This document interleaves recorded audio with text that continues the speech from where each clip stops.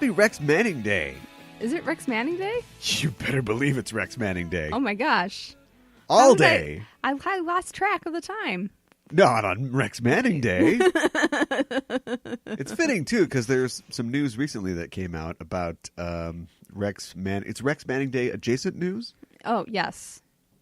Empire Records is being turned into a musical. Yeah, gotta tell me more about this, please. So, possible About time. 2020 Broadway debut. The 1995 cult film is being developed for Broadway by producer Bill Weiner. I'm not sure how you pronounce his name. Who says we're out of ideas? Come on. So this is kind of fun. You got to be happy about that. I am happy about that. I mean, it had a lot of music in the original film, but they're going to be redoing the music. Redoing? You mean like neutering, revamping it as a film that's about music in the 90s? Yes. I mean, they got to get the Gin Blossom song, right? If have anything, to. That'll play. Yeah, they'll have maybe they could do because it's like Rock of Ages. Mm-hmm. Okay, I'm in deep water here. I don't know anything about Rock of Ages. I don't either. Oh, all right. Well, then we both are.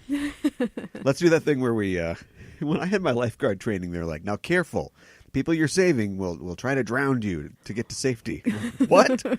What are you talking about? What? That's crazy talk. No, they don't understand. Like, they'll grab you and they're so that the survival instinct takes over. It's like, yeah, but I think I would understand that I would drown the person who's trying to save me, and then we'd both be in a real pickle, wouldn't yes. we? Anyway, let's drown each other. Okay. How do you make a musical that's about 80s or 90s rock and roll, and it's all songs that you made?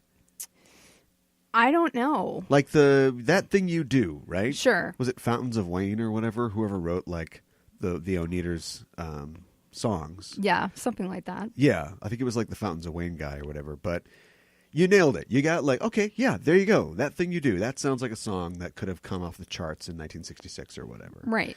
But that's all you got. So you got to keep playing that. Yes. One hit wonder. I just got it. Okay. But they're going to have to make a whole, soundtrack or list or whatever of songs. Is it the libretto? No, the libretto is the words in an opera. What's the... Oh, boy. This is we're bad. Bad theater I have people. no idea. Anyway, forget it. Move on. Pretend it didn't happen. Cut that out. Yeah, they'll have to do a whole, sort of 90s adjacent list of songs that aren't the songs, unless they can get money for rights. the songs. Yeah. And nobody's going to pay. Nobody paid for Empire Records the movie. They're going to pay for the musical. Yeah. I'm not sure that they're going to be, using any of the songs from the movie, but it seems like that would be a real disappointment to not use the songs from the movie at all. Yeah. I mean, I can understand wanting to get original works in there and everything, because it's going to be turned into a musical. So. Right. It's somebody's, yeah. But otherwise, just invite everybody to Carnegie Hall and then just show the movie on the screen. Right. Or just have people act it out like it's like a Herald troupe from L.A., from the Valley or something. All I know is the guy in the turtleneck, he's probably ready to play the Anthony LaPiglia role on stage. There's not a lot going on for that guy right now. Yeah. No, you're right. Lucas. Yes. Whatever the actor's name is. Yeah. I'm sure that Liv Tyler and the guy that played Rex Manning, the cool writer, I can't think of his name anymore. Anyway, doesn't matter. Max something or other. But anyway, they'll do a red carpet thing. They'll be at the premiere, but otherwise this is on its own. Yeah, probably. Fresh new cast would be my guess. Fresh, yeah. 90s fresh. All asking their parents, so I got to research this role. Tell me what a gin blossom is. What is that exactly? Right.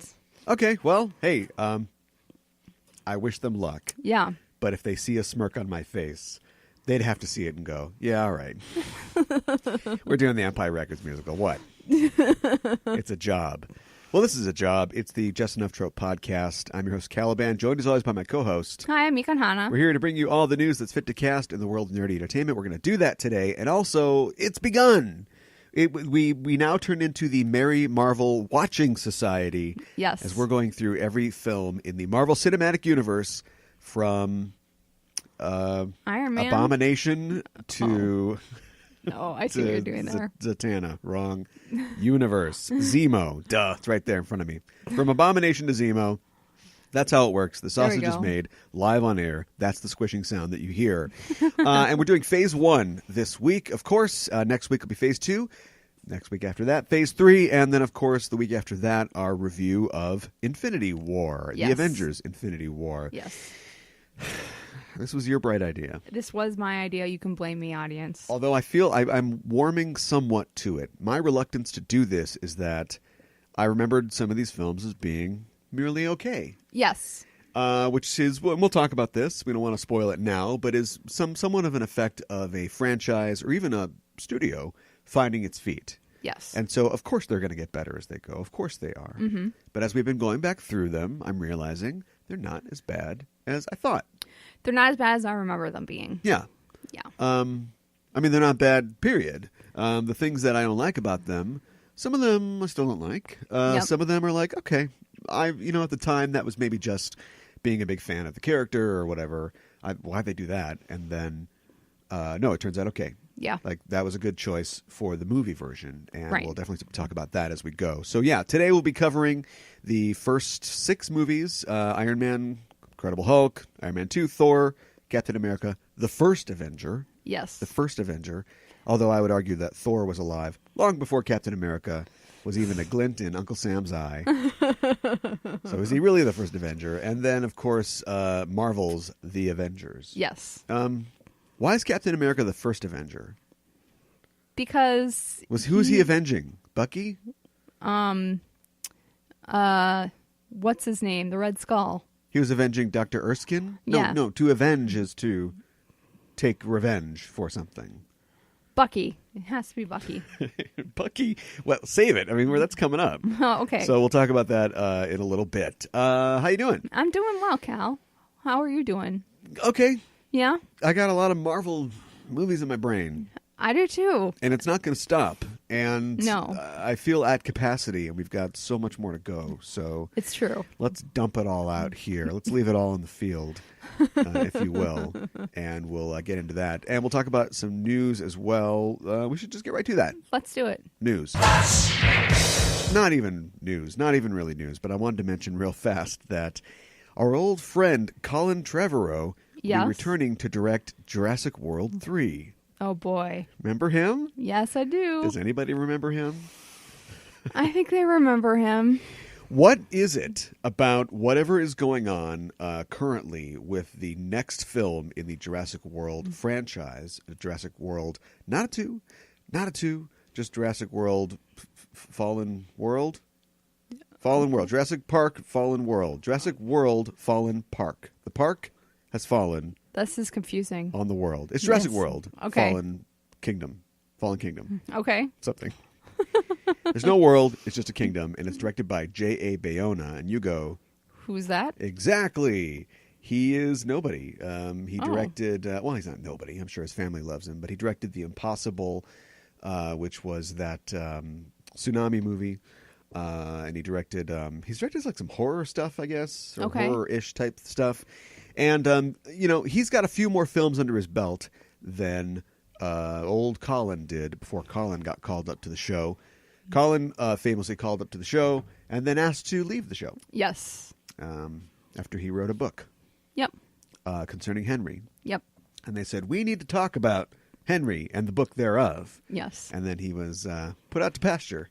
Pretty much. Now he's back. So I don't know if it's bad buzz early on or poor advance sales or what. That hasn't come out yet, has it? This summer. I don't think so. Yeah, anyway. But already they've said, yeah, we're going to get Colin back for the first one. Third one. Wow. So they must not be happy with the second one then. It means you can only fail up. I guess so. Unless you're making the Book of Henry. Yes. Money covers a lot of sins. Money makes a great Band-Aid. Mm-hmm. Try it. And so I think that it's just a question of, I would like to think that this guy, who has probably never kicked a dog in his life. Do you know what I mean? Right. But is in a world where we now are aware of the harm and disregard that privilege can create in people, good people, and he's pretty much the poster child for that. I think in my corner of the world. Yeah, definitely. And I felt like that was moving out to other spaces.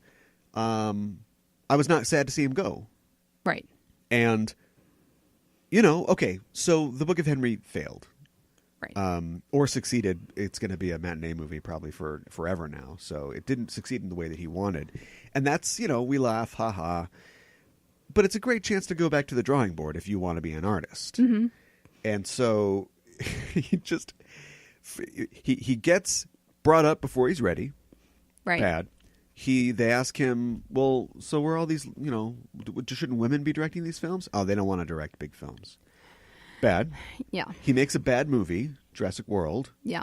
He makes a bad art movie. So what's the lesson from that? Okay, go back to the drawing board and make more movies. Well, he did. Made a bad art movie. Mm-hmm. Learned from that? No. Go back and make a bad blockbuster. Right. It's just like, it's literally just failing upwards. It is.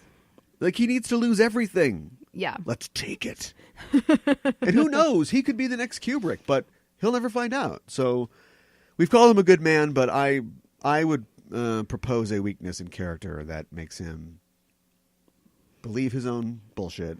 Yeah. And take the easy road when it's put in front of him. I can see that. But like I said, if he wants to be on the show, I would love to talk to him about. No, I'm not. Why you're laughing? I'd love to talk to him about his experiences in Hollywood and find out what he's got going on next. I can know, it's see just a that. fascinating figure to me. I feel like I'm supposed to hate him, and I don't hate him. I just hate his movies. That's completely fair. Yeah, Michael Bay. I don't think I could have a conversation with. No, I don't think he's an intellectual. I don't think that he. I think he would. His movies are about blowing up cars, and I think he'd probably want to talk about blowing up cars. Now, if I took an long elevator ride with him, and he's like, "This is Rachmaninoff," I was like, what? The guy's he's a scholar. He's a Rhodes Scholar. Who knew? Right. But I doubt it. I kind of doubt that being the case. What are we doing for the news? What are we talking about? Hit me with something. Black Panther has beaten Titanic at the box office. Yeah, speaking of movies that are better than Jurassic World. Yes. Officially. It has officially become the third highest grossing film of all time. That's in the amazing. U.S. Behind Force Awakens? Force Awakens and what else? The other big one. The Avengers? No, it beat the Avengers. I think it beat the Avengers. It was Force Awakens and Avatar. Avatar. That's it. Jeez, Avatar. Yeah. Speaking of weird outliers, one-offs, you want to talk about a smaller movie? Sure. So, Jim from The Office. Yes. You're making smirks. I'm doing the thing, but it doesn't come through on sound.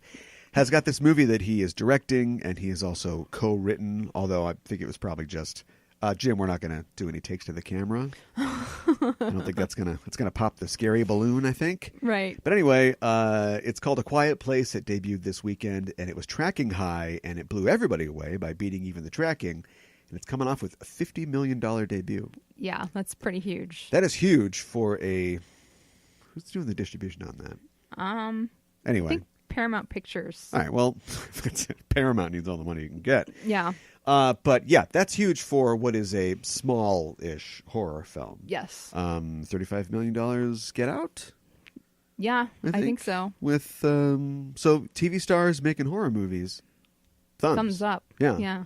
This has got to be, and that was something of a record, wasn't it? So this has got to set some kind of record as far as horror debuts or whatever. Why?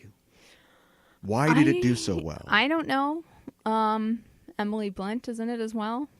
His wife. Look, she's somewhat of a draw. I mean, you know my thoughts about Emily Blunt, but I don't consider her to be I don't think people come running for Emily Blunt. You don't think so? Ding a ding a ding a ding a ding. Come and get it. You got slow motion plunges all over this place. Oh my gosh.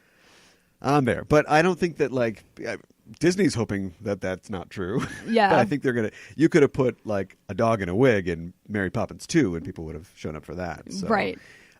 She's not a dog in a wig, so no. Maybe it's a combination of them. Maybe it is seeing. I know there's a lot of office heads out there like you. Yeah.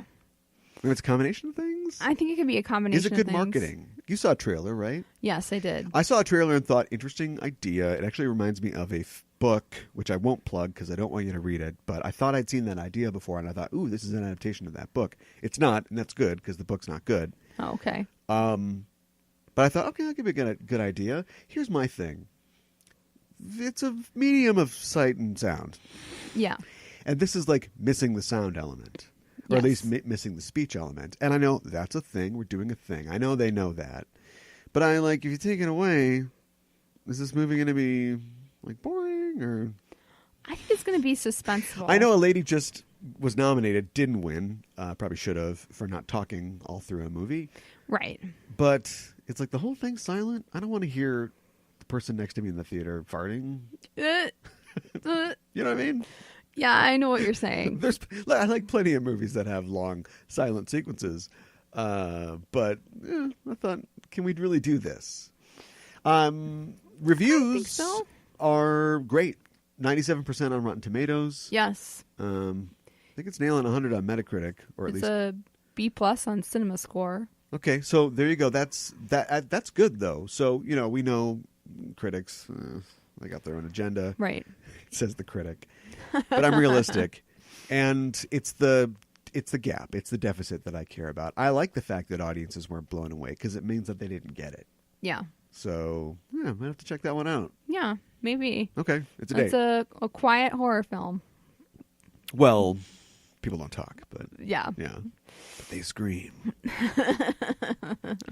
Why can't you just get a bunch of, I don't know...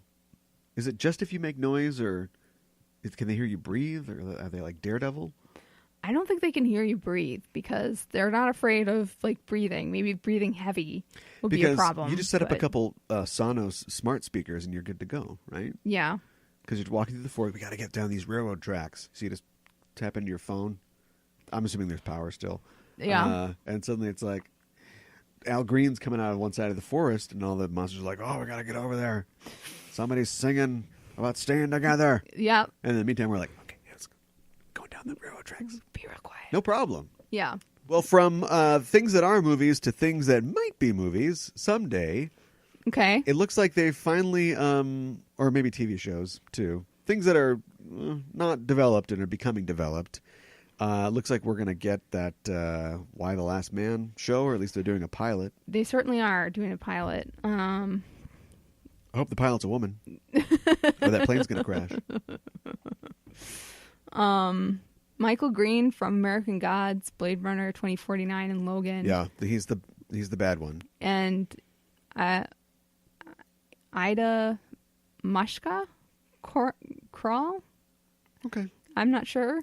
They know who they are. Luke Cage and Turn. Oh, boy. They're set to serve as co-showrunners for the project. Oh, boy. That could be better. Not strong. I don't feel that. And you go, those are famous shows. Yeah, but they're not good. I think American Gods is good. I think Brian Fuller is good. That's true. When he stays at work. Yes. And doesn't, call Wednesday, Friday, and then just, never come back. But Green was we've talked about Green on the show before. He's definitely the weak link. He's the guy who's, I think, ideas you're fixing in all those projects. Okay. All right. That's the all right of you don't have an opinion. I need to convince you. I don't know. So. Okay. Well, anyway, or maybe not. But here's my question. Yeah. So, how do you do this? Yes, we are in a new age. We were talking about it before. Representation, diversity, Me Too. Yep. Which I think is said probably more in a mocking way than it's said in a supporting way these days. Okay. That's where you go, Me Too. But you go like, Me Too. That being said, how do you do a show with one guy and everybody else is a girl? I think you could do it pretty easily. No, the answer is The Real Housewives of the Apocalypse. You can do it easily. You can do it pointedly. Orange is the New Black, you had a chance to say. Never seen a single episode. Is that if this is a guy and it's all girls, there's no way they're gonna go for that. You don't That's think how so? you should do it. They won't do it. So they'll set it up the first couple up. You have to get to it in the pilot or there's nowhere to go. But they'll have flashbacks. They'll Walking Dead it. They'll create the guy from Americans is hiding in a bunker in Atlanta or something like that. Sure. They'll have their own thing where he's not the last man on Earth. Because look at The Last Man on Earth. Yeah. He's not the last man on Earth. That's true. Title's a lie. So you think the title is going to be a lie too? Yeah. Okay. Maybe they'll explain what "why" means. Well, I get the connection to the genetics, whatever, but right. That's a title that, with a little more oversight and editorialship, it would be like, Bri, come here for a sec. Anything else, man? Because I read it all the way through and it doesn't ever really make sense. Really? It should have been called Monkey Business or something like that. Give me your opinion so I can stop talking about this. I'm not as familiar with Why the Last Man as you are. I haven't read a single issue. Why? So I don't know. The Last Man. Probably because... I told you not to read it. Yes, and I'm kind of lukewarm about Saga, so... I know that's not a popular The Mary opinion. Bryan Bashing Society. Yeah. Well, I think you're okay not having read it, although there are definitely good parts, and hopefully this will be a good adaptation from the guy that adapted Blade Runner 2049 from Blade Runner. Yes. Want to talk about a very interesting new show that's going to be on Amazon? Yes, I do. Mr. Jordan Peele, you are a success. Yes. You made $100 million on your little idea about getting out. Yes. And your Twilight Zone episode that somehow became a motion picture and a motion picture phenomenon at that. Right. Has he talked about a sequel? That's a different story. I don't think he has. That's a different story. Get Out again. Oh, boy. Get Outer. What would it be about? Getting out. Getting out of something that you're already out of. It's like you're out, and now you have to get out of this, too. Oh, boy. It's a thing within a thing. Okay. No, stop that. It's you can do whatever you want. You can write your own ticket, not to mention you're already successful. Yes. I'm saying it's going to be successful. Twilight Zone reboot, since you've proved your deftness with that type of story. Right. What do you want to do? Apparently, he wants to produce a Lorena Bobbitt docuseries for Amazon, which is now we have out to, of left field. We have to do this. We have to do this because along with so this new biopic or like historical film, Chappaquiddick, is coming out. Okay. Right, about Ted Kennedy. Mm-hmm. And that whole business.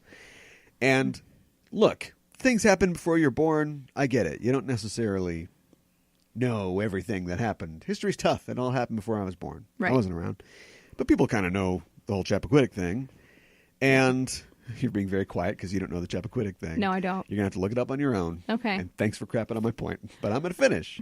But I read an article saying that the people that wrote the Chappaquiddick movie didn't know about the Chappaquiddick thing until they were approached to write the script. And I'm like, first of all, I mean, this is just the way it works. Why be cynical about Hollywood? Somebody comes up with a project and then you hire a writer and the writer goes, let me see. Wouldn't it be great? I bet Jordan Peele didn't get the idea from a idea mill for Get Out. He came up with that concept and then brought it to the screen. But anyway, the people that were hired for this are probably 25 and they don't know the Chappaquiddick thing. Yeah. And it's like, ugh. Getting that off my chest instead of getting something else off your body. The Lorena Bobbitt thing was about 20 years ago now, and this abused woman basically had enough, and she cut her husband's dick off while he was sleeping and threw it out of the window of a moving car. Yeah. TV show. Yeah. Why? Apparently... What don't we know about this story? Well, apparently, per Amazon's description, quote, 25 years later, Lorena is a groundbreaking reinvestigation of the deep moral issues and painful human tragedies buried at the heart of this infamous American scandal. Lost in the tabloid coverage and jokes was the opportunity for a national discussion on domestic and sexual assault in America. Well, then they can do what Tanya failed to do. Yes. Because that sounds, if you didn't say Bobbitt at the beginning, it sounds like you're describing Tanya. Yes. And I read another article, I'm starting to realize how many articles I read, about how, especially in the post-Me Too age, how all the scenes of domestic violence in I, Tonya are very disturbing in the way that they're played for humor, pretty much. Yes. Like they're very casually, about their domestic violence in the film. Yeah, they are. And so maybe this will take a different tack, but geez, why now? Why him? Why Amazon? Yeah. I can see Bravo just turning this out.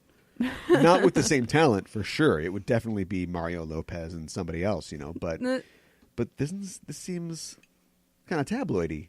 They canceled. It does. Yeah, they canceled Mozart in the Jungle for this. I guess so. Yeah, right? Basically, yeah. I don't know why. I don't know why. Why now? Because it's 25 years later. I don't know why this is a story that needs to be told, but apparently it needs to be told. This is his like his F you money, F me money type thing, right? I guess this so. is his. Watch this. Hold my beer. Watch this. I don't understand why he wants to be connected to it, though. Because I think he wants to this will never be a thing. Watch this. I can do this. It's like Donald Glover, FX being like, no, we couldn't make the schedule work. And Donald Glover's like, oh, yeah? Let me write half a script in 6 hours that has a bunch of jokes that are making fun of you and clearly were written 10 minutes ago. And it's like, I got time to do things. Right. That's not why we broke up. Right. All right. Strut. That's what I say. Go for it. A little more TV news and we'll move on. Looks like they've so I've been watching this with one eye, and this is I'm talking about Amazon. Yep. They're going to adapt The Boys, the Garth Ennis comic series, into a TV show. It's written and spearheaded by Eric Kripke of Supernatural. Yep. And they've been casting, people here and there. Nobody really know until now. That's right. Looks like Billy Butcher will be played by, he's the main character, will be played by Carl Urban. Yes. Now I don't know how to feel at all about this. Oh, really? I was totally content to ignore this. Okay. Because, gotta tell you, I'm not like an Amazon superhero show right now. I know. Now they want to add a new one. The tick is lukewarm. And I've never really been a big The Boys guy. I haven't really read it all. I don't generally follow a lot of Garth Ennis stuff because he's kind of up and down for me. And also, it's just, cheeky. Cheeky Sure. goes so far with me, especially very scatological and violent, gory cheek. Sure. And so, yeah, I don't know. So I wasn't going to watch it. Now Carl Urban's Now I have to involved. watch it. Yeah. But also, his inclusion means it's going to be a huge failure because he is sadly blessed with the world's most handsome face and cursed with the world's most handsome luck. Yeah. He doesn't have much luck as far as TV shows go. Or films. That's true. Or films. I think outside of Star Trek, Red, the Red movies were probably his most successful film. Well, Lord of the Rings. But I mean, that's a cast of thousands. Yes, that's true. I don't know. I think Eric Kripke being involved is a positive thing.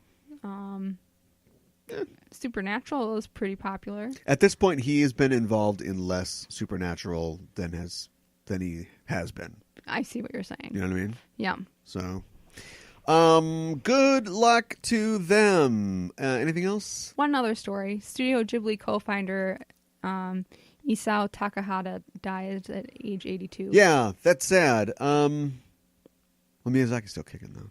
Yeah. He died of lung cancer. Fireflies? No. Did I already say this? At his funeral, nobody's crying. It's like, this man, what an accomplished creator. Yes. What a loss. Yes. Be like, I gave it The Office. I've seen Grave of the Fireflies. I have no more tears to give. So this is just going to be a party, I guess. But yeah, that's really sad. Although 82 is not too bad. It's a long run. Yeah. Do you know of any other major works? That's the one that's quoted in all the obits. That's the most major. Other works include Only Yesterday, which is a coming-of-age drama that got its English release in 2016. Oh. Almost 25 years after it was released in Japan. Oh, okay. So he just never really had the big domestic breakthrough. No, and his final film before retirement was Princess Kaguya. Oh, yeah. So. Okay. Yeah. Well, that is too bad, and we say sayonara to him. I want to say sayonara to one person in particular, and I better stop the metaphor. I don't want this person to die, but I would like them to lose their eyes or hands or just whatever would keep them out of the business. But it looks like Neil Gaiman will be developing the Gormenghast novels to a... Well, I'll tell you in a sec. Okay. To a television show with Akiva Goldsman, who just has to be stopped at this point. Yes. And talking about Star Trek as we do sometimes on this show, but always on the other show on our network, or one of the other shows, Enterprising Individuals, we are going to be doing a kind of midsummer look back at the first season of Star Trek Discovery, of which, of course, Goldsman was an executive producer and a director on some of the episodes. And I ain't holding back anymore. You know? This is the thing where, go back to the metaphor of teaching a kid to ride the bike. Sure. He's a little wobbly. Take the wheels off. He's making it. He's doing it, right? Right. Now he wants to join the USPS racing team. Now you're going to get some criticism. Yeah. You get some, you have to measure up. That's right. To all these guys who are blood doping and whatever else. It's not a perfect metaphor, and so I'm not letting him off the hook anymore. Okay. I like Discovery for its strengths and its flaws, but he's directing the pilot, I think, or the next episode of the second season. Okay. And it's like, this guy, he destroys everything he touches. Yes. I know he had an Oscar for A Beautiful Mind, which if you go back and watch it, does not hold up. He's the guy who brought us... A Winter's Tale was his Book of Henry. Right. And yet, just failing upwards. Everybody's just failing upwards. Forget the Peter principle. This is the Akiva principle. You're failing past the point at which you have competence. He destroyed single-handedly the Universal Dark Universe. How did he do that? The Mummy. Oh, that's true. In one fell swoop. Yes. So that's over. So, yeah, we got to get this guy off of all these projects. Anyway, Gormenghast is just...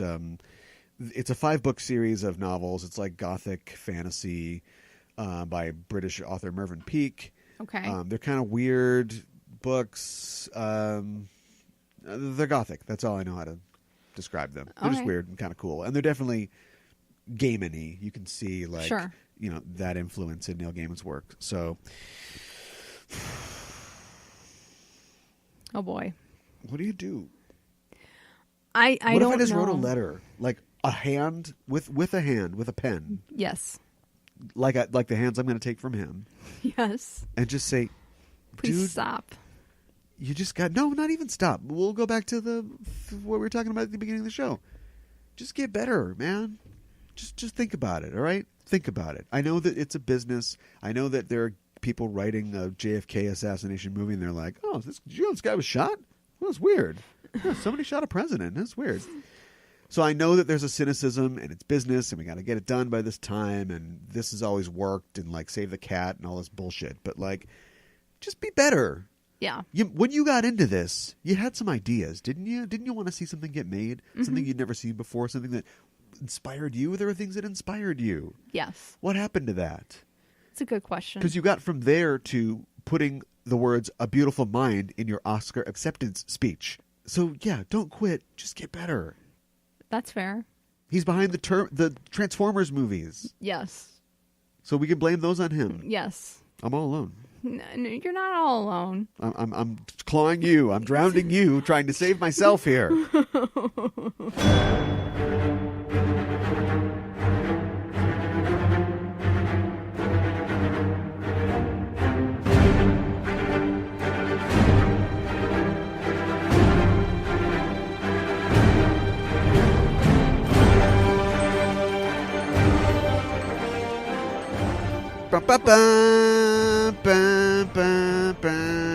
Times 8 million. Yes. The Merry Marvel Watching Society is now in session. Hear ye, hear ye. Hear ye, hear ye? Yeah, now in session. Excelsior is like, good job, or yeah. I bid thee goodbye. Yes. So what's the, hey, hello, true believers. What's the faux Latin word that means hey? Salutations. There you go. Marvel mavens. Can I do my Stan Lee more or less when he dies? Oh boy. Because it's coming. About the same? It's coming. Okay. You heard this thing about Stan Lee's blood, right? No, I haven't. You haven't heard the thing about Stan Lee's blood? No. Okay, so somebody stole Stan Lee's blood. What? Stan Lee is like a lot of nonagenarians whose spouses die. Yes. He's not living on his own anymore. I think he's in a facility, but I mean, he's Stan Lee. I'm sure it's a really good place. It's got a pool. Yeah. But anyway, so there's been a couple of news reports about like his health's not good. There's that report about him maybe tweaking the nurses, which is not great. It came at the wrong time because nobody's getting off the hook. We're getting everybody. Right. But a guy who's kind of going in and out, and his wife died tweaking the nurses is way different than Harvey Weinstein. Yes. There is no equivalency. It's not even false equivalency. That's true. So just nurses stay away from old man who doesn't know where he is, right? And we'll be okay. Yeah. So there's that. And now a new report. I think this comes from TMZ. So. Oh, boy. They don't lie. No, they don't. But they'll just report anything. So who knows? But apparently one of his...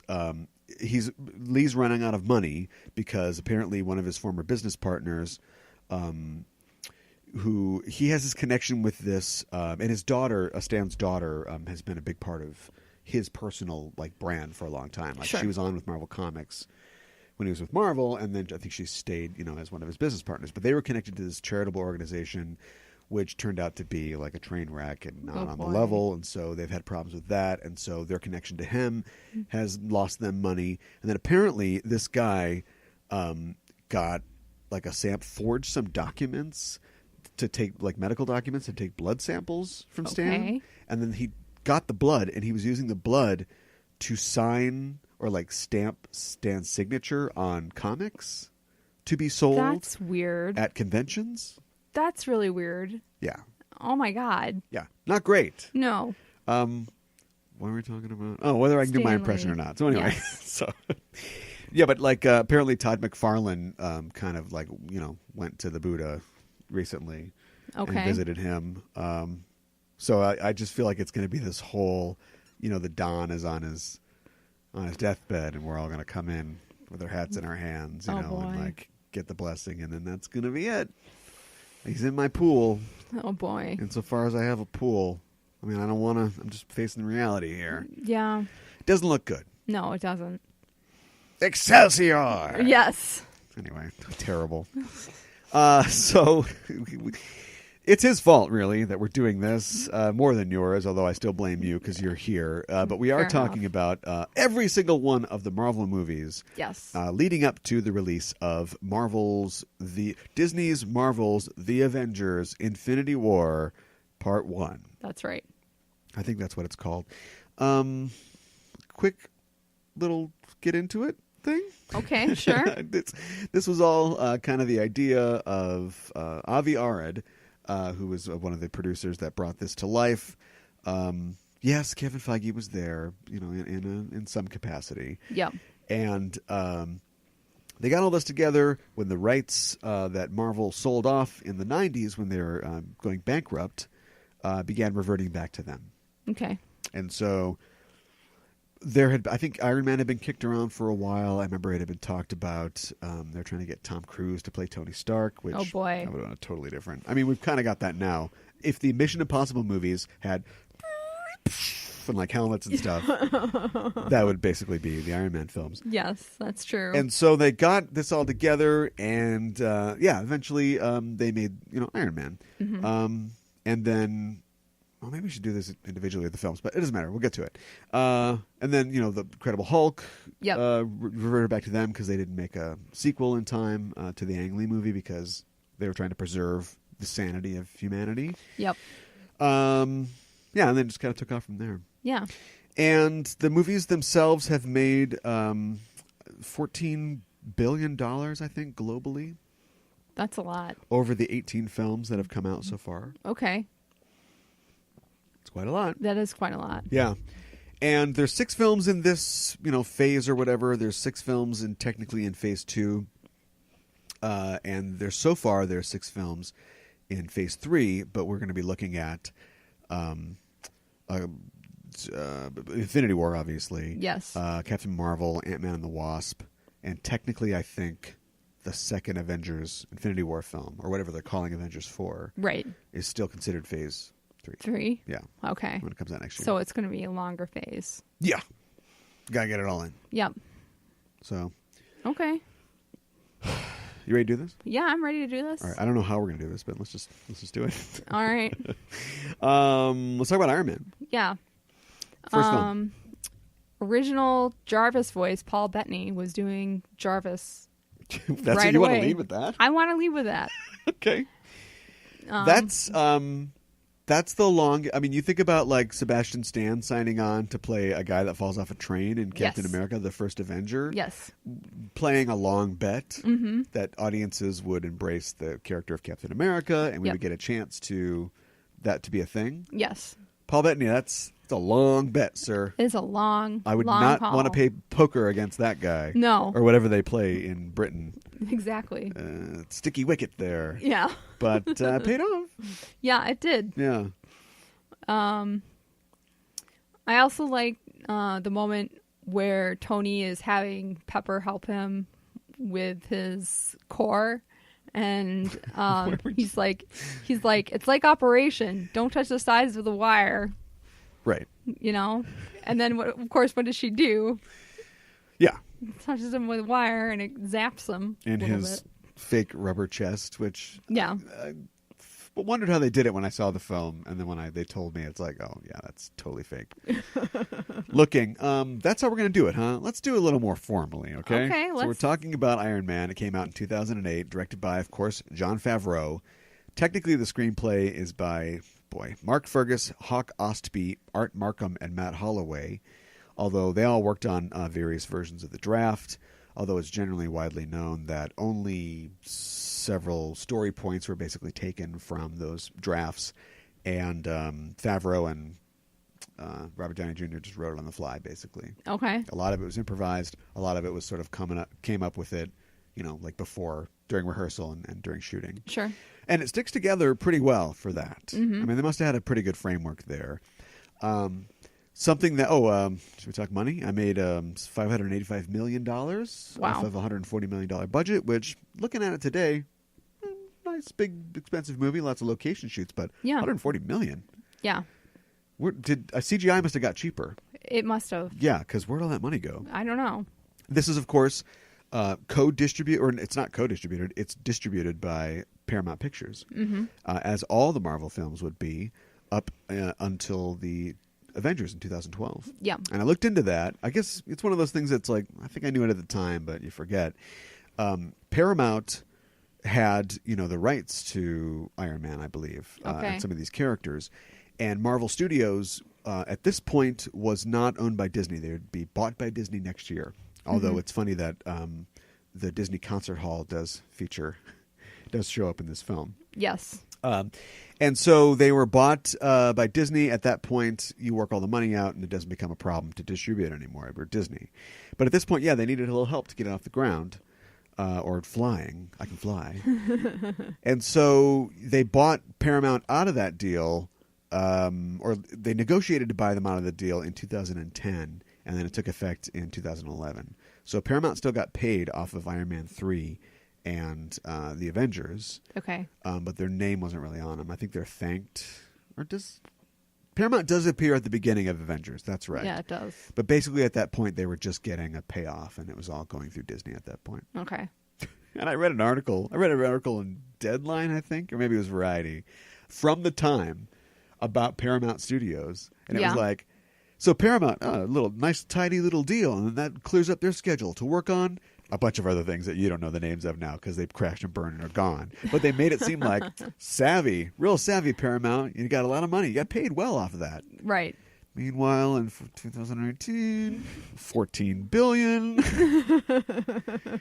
Oh, Paramount, you can't catch a break. No. But anyway, Iron Man. Iron Man. This, and we'll talk about this. We're talking about it right now. This is kind of the Tony Stark show. Yes. For the first half of this, for phase 1. Yes. It's pretty much all Tony Stark. And then you look at the later phases, and it's like, so we had a Thor and a Captain America at the end of phase 1. Yep. Phase 2 starts, Thor and Captain America. Yeah. You get right back to it. Mm-hmm. Because we've exhausted our Robert Downey Jr. money. That's right. There are no small European countries we can offer to him anymore. This guy's going to be the new face of Mickey Mouse if we put him in another one of these things. Yeah. Mm-hmm. And so, yeah, I mean, you kind of get the feeling that, like, it's the Tony Stark show. And it's hard to remember now, 10 years later, what a big gamble this was. Yeah, Robert Downey Jr. was not a big name. Really on radars. No. He had a role or two kind of coming back, but, yeah, it was kind of a big deal. Yeah. I mean, he had a lot of issues with drugs and... Well, yeah. You know. Right. So his career was kind of spotty. But I think it was perfect casting for this. Yeah. And I can't imagine anybody else playing Tony Stark at this point. Yeah. No, and you can't. Are you sick of him? I'm not sick Seen of him in 3 movies now. I know. Just in our watching. 4 movies, actually. He's charming. He's disarming. He's, despite his being full of himself and that sort of thing, he's very likable. Yeah, and this is maybe cheating, and we'll definitely talk about this as the phases go on, but I tend to think of it as... So here's something that I thought about. Well, I guess we can continue, but this is kind of my closing thought. We'll just do it now. Okay. Anything that I used to be... This is why I like them better during this rewatch, that I liked a lot of them in the beginning, is because any hiccups in adaptation, for me, are like they are with any fan, which is, oh, they didn't do the thing, or why is this character this? He's supposed to be that, or whatever. They're movies. Mm-hmm. And as movies, they're a property that exists in a medium where there's a beginning in a first act and a tightening of the tension in the second act and a resolution in the third act with climax. Right. And a comic book just goes on and on and on forever. Right. And you have story arcs, but you're always going to come back to the status quo, and a movie tends to have to keep moving. Mm-hmm. And they've done... It's Kevin Feige, but it's also everybody that comes on who understands that or has that explained to them and then falls in line. And they have managed to do that. Now, we'll talk about how they set things up for new movies that get dropped because events in other movies have totally changed what happens, and so now we have to come back. But even when you look at that, you look at Tony's like, I'm going to get rid of all my suits. And then the next movie he's got suits. Yep. But it isn't like we forget about that. It gets ratcheted up because he's back in I'm doing phase 3 already, or phase 2 or whatever. Yeah. But he comes back in Civil War, and he's his suits again. I thought he got rid of his suits. Right. But he's not with Pepper. They broke up. Right. And so there's a suggestion of things happening that we don't necessarily see. Yes. Although that would have been some drama to play. Mm-hmm. But I think they really get the way that these characters can kind of move on and develop and exist in the way they should in a movie to make it make sense in a movie, and not just, well, world, I'm Spider-Man, and what's going to happen this week? Right. I took out Rhino last week, and it's going to be Mysterio this week. And, they've got that down. Mm-hmm. And I kind of saw the way that, and maybe this is just looking back, but I kind of saw the way that Tony Stark or RDJ is sort of keeps toying and tinkering with the Iron Man suit in the first film, mm-hmm. as like Marvel tinkering with the property, sure, or tinkering with how they're going to make this work and make it right, because he's builds this and now he's going to add this, and it's like, well, let's paint it red, let's do that, or let's do this, and he's always kind of playing with it. And I just see it as a metaphor, intended or not, for the way that they had to finally get this right after Matt Salinger, Captain America, all the way to whatever the hell Ang Lee was doing in 2003's Hulk. Mm-hmm. Any thoughts about that? I think that it is a great metaphor for them tweaking. And what a way to start. Yeah. With a terrorist beheading video. Yeah. Was this... I mean, we just watched Iron Man 3. Yes. Spoiler, flip ahead alert, which deals heavily with like world terrorism. But like 2008, it was like, yeah. You know what's hot right now? Terrorism. Oh, I hope you're enjoying these superhero movies. Oh, come on, Pluto, let's go sit down.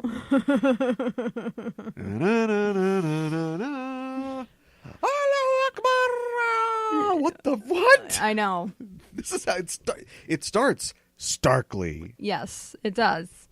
But when you think about what the movie's about, and it doesn't try to get too heavy into this because it is a movie by Mickey Mouse, eventually, it's like it's about this kind of thing. And I was watching it and I was trying to think about the themes of, which again are soft played, but the idea of like he's made this idle fortune, off of bullets and bombs, basically. Right. And I was thinking about like the 9/11 kind of imagery, and it's like 9/11 was like an IPO for these guys. Yeah. They don't really talk about it or get into it, but what was the business like in the year 2000? Right. Like, what was he doing at that conference in Bern? Like, looking for like new applications? Maybe he was going to like work with AIM or whatever and like get into some science stuff, and then suddenly, knock knock, it's September in the year of 2001, and it's like, okay, Obi, let's do this. Right. It was a big decade for them. Right. What happened to the Intellicrops? I don't know. Sorry, good. In later films, there are some cities that are made up. But in this, they decided to use Gulmera as a real city in Pakistan. Huh. Interesting. So not made up like in later places. Right. And that is that's the city that it's like there's like one city in Pakistan they kind of keep going back to. Yes. Where the 10 rings are hanging out and whatever. Yeah. Okay. Oh, cool. Yeah. So yeah, clearly at some point they were like, no, this is real. This is a real right. thing. Exactly. And that's something that's always, I think, benefited. This is going to be a examination of the entire franchise, clearly. So let's just talk about that. Okay. That's something that's I think that they have they clearly wanted from the beginning, and has served them well all through. Is that this is real. Right. Yes, you've got a guy with a blue box and he's got a skull head, and another guy with a hammer or whatever. But like this is real, which is why it took so long to get magic into this thing. And even now, it's not really magic. Right. They're using cyber extra-dimensional powers or whatever. But you can call it magic if you want. Well, I'm going to call it magic. Right. When you can refill a guy's beer glass from nothing. Yes. I don't want to hear about Schrodinger's cats like it's magic. But yeah, this is like the real world, which made me have the thought that like, oh no, the Iron Man movies are like the Transformers of the Marvel Cinematic Universe. Oh my gosh. Yeah. There's so many like planes and tanks, and there's a lot of American servicemen. Helicopters. Yeah, up until 3, of course. But these first 2 films, are, had to be made in cooperation with the Army. Like they're all about the Army. They're like Transformers movies. Yes. Especially when Hammer gets involved. Hammer. Yeah. Well, save it.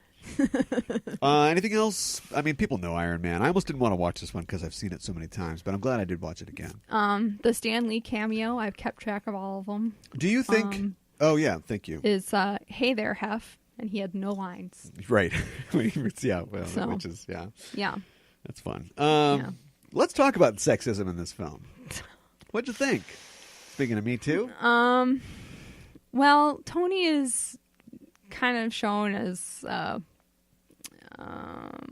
yes, womanizer. That's fine. He's a fictional person. It's part of the character, right? But I felt like the movie was borderline, not just showing this guy because we're rooting for him too. Yeah, we are. So we're supposed to get kind of excited that he's got like stripper stewardesses or something like that. Yeah, it was apparently beyond a show of like excess that this guy's got and like the the skewed value system that he's got.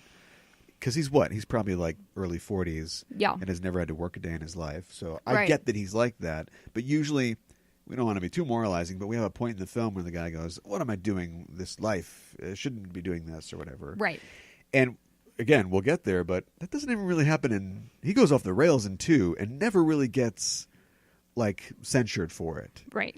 You've got the character of Christine, what's her tits, the reporter or whatever. Yes. Who instantly goes to bed with him, which is fine. They're adults. Do whatever you want. But she's also supposed to represent, the media as a big part of this as well. Yes. And it isn't just, She's the Lois Lane kind of.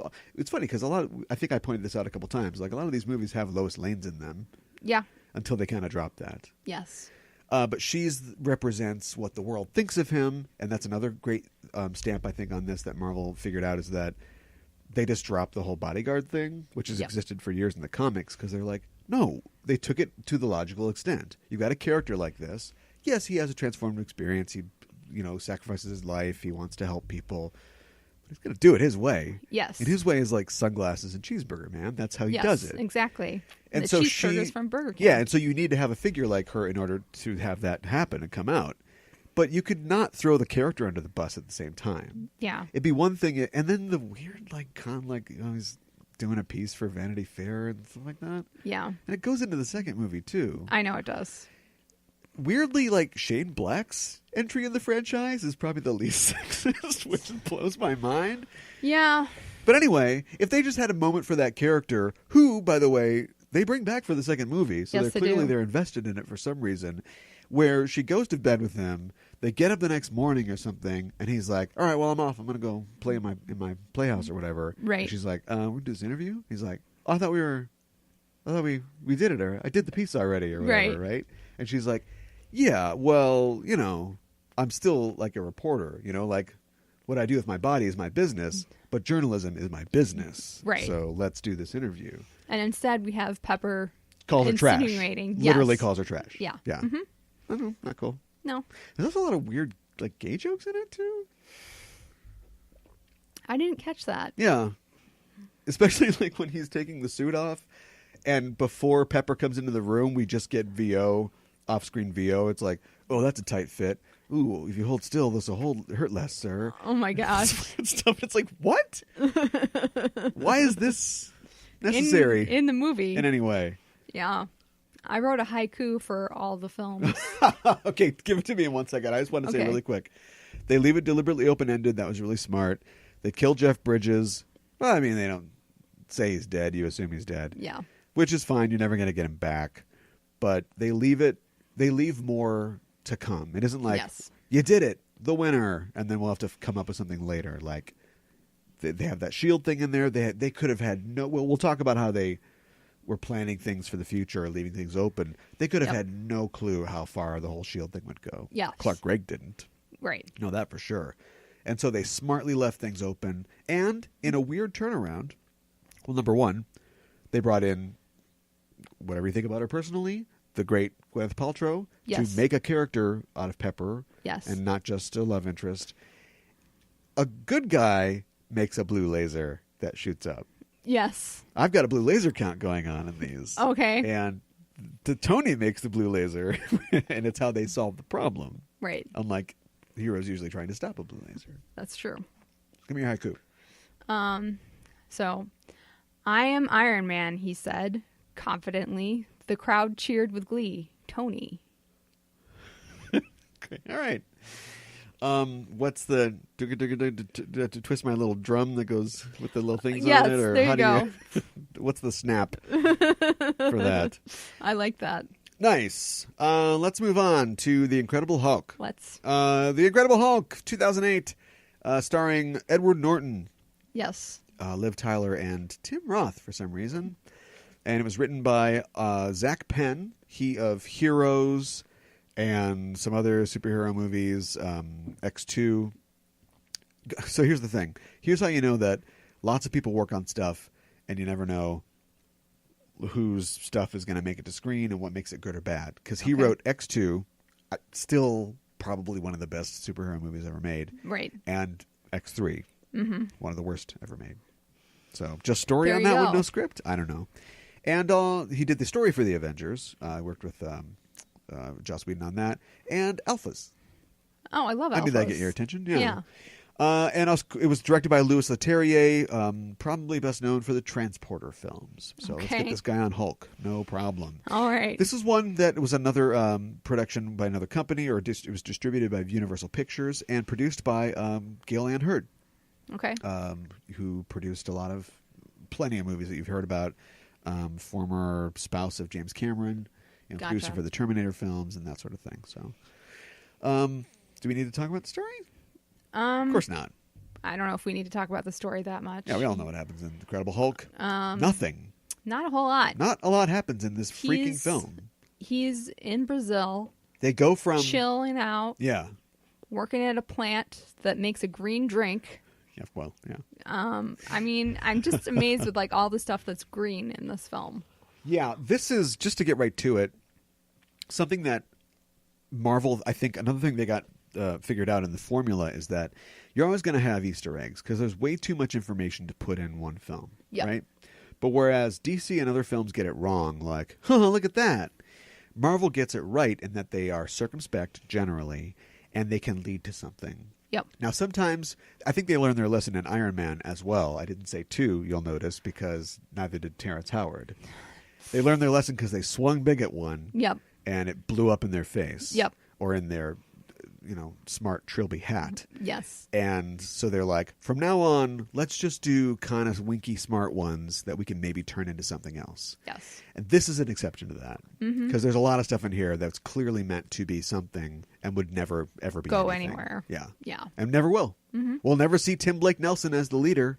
No. We never will. No. And he's a good friend of Edward Norton. I think he was included in the film at Edward Norton's request. All right. Because he heavily rewrote Zach Penn's script. Okay. For good or bad. Compliments. This movie does a good job because it just does away with the origin story. We just get right to it. Yes. And it even uses the credits. It's got a credit sequence. It has. Think about how few movies just start now. Yeah. This movie's actually like, hey, sit down, check this out. And it takes the time, like a TV show, for instance, to just give you, here you go, as if you didn't know where the Hulk comes from. Yes. Here's where he comes from. And you see all the major players. Yep. You see William Hurt. You see everybody else. Newspaper clippings. Know where we're at. Yep. And we end up at the green drink plant. Yes. In Brazil. Yes. And then Stan Lee's cameo is he drinks the drink with gamma poisoning, or it had he's dead some in of the Marvel Banner's universe. Blood. I don't know. Yeah. I don't know if he's dead or if had he a little just, more kick than he was used to. Yeah. No. Not great. Yeah. So. Yeah, there's a lot of. It's clear that already that the Marvel tone, as I call it, was being applied, which is real world. Yep. Practical, and serious. Yes. So high stakes, but undercut with humor. Mm-hmm. And how do you do that with the Hulk? And the answer is you don't, because here we are. Right. We've got this movie. Yeah. Which is alternatingly, roaring and smashing cars together, and people are getting flattened, and then dumb lip gloss jokes, just leaden, dropping like balloons. Mm-hmm. It just doesn't work. Now, that being said, I enjoyed this way more than I thought I would. Like, it's a lot better than I remember it being. Yes, I agree. But even Marvel's current later phase, like Ant-Man or whatever, right, are better than this. Yes. Yeah. I would agree with you. What'd you think of their Hulk? I thought he was okay. I don't like him as much as the Hulk in Avengers. No. When we watched Avengers, yeah. Okay, we're blowing it again too, but I was like, whoa, that's way better. And I don't know what it is, but well, the motion capture. Okay. Yeah. I just didn't see like Edward Norton in the Hulk. Well, they didn't use him. They that was the first time that they used reference the Avatar thing, because remember, it's post Avatar by the time we get to Avengers, and so they avatared Mark Ruffalo into the Hulk. That was a good idea. We're talking about Avengers now. That was a good idea, and also giving him a concept, I thought was a good idea. Yes, because he's just a big guy that goes, "Rawr, and I've got 87 teeth." Yeah. In this one, in the Avengers, they're like, he's an animal, so let's think gorilla. Let's think, brutish hulking beasts. Kind of like walking on his hands and stuff like that. And that worked. Yeah, and it works. I saw Mark Ruffalo. And in Andy the Serkis Hulk. would have thought of that immediately. Yes. Can you imagine an Andy Serkis Hulk? That would have been great. That would have been great. Can you imagine him as Bruce Banner? No, not really. Yeah, that'd be a little different. Because he's, I don't know. I'm just imagining him as Claw these days, and Other trends, that washed out Marvel aesthetic is already on display here. This is like a very grayish film in a lot of places. Yep.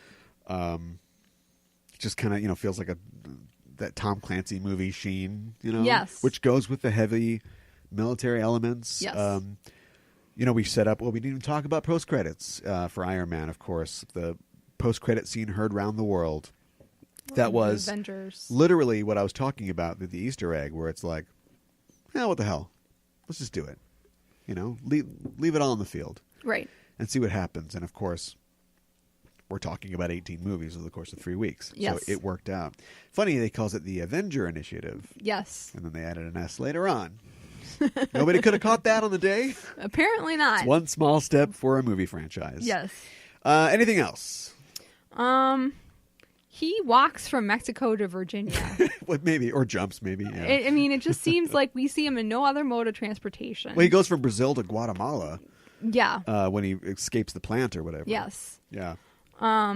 Liv Tyler has glasses because she's quote unquote smart. Yeah, she's a professor. Still doing that. She's also a professor and smart and can't help him at all.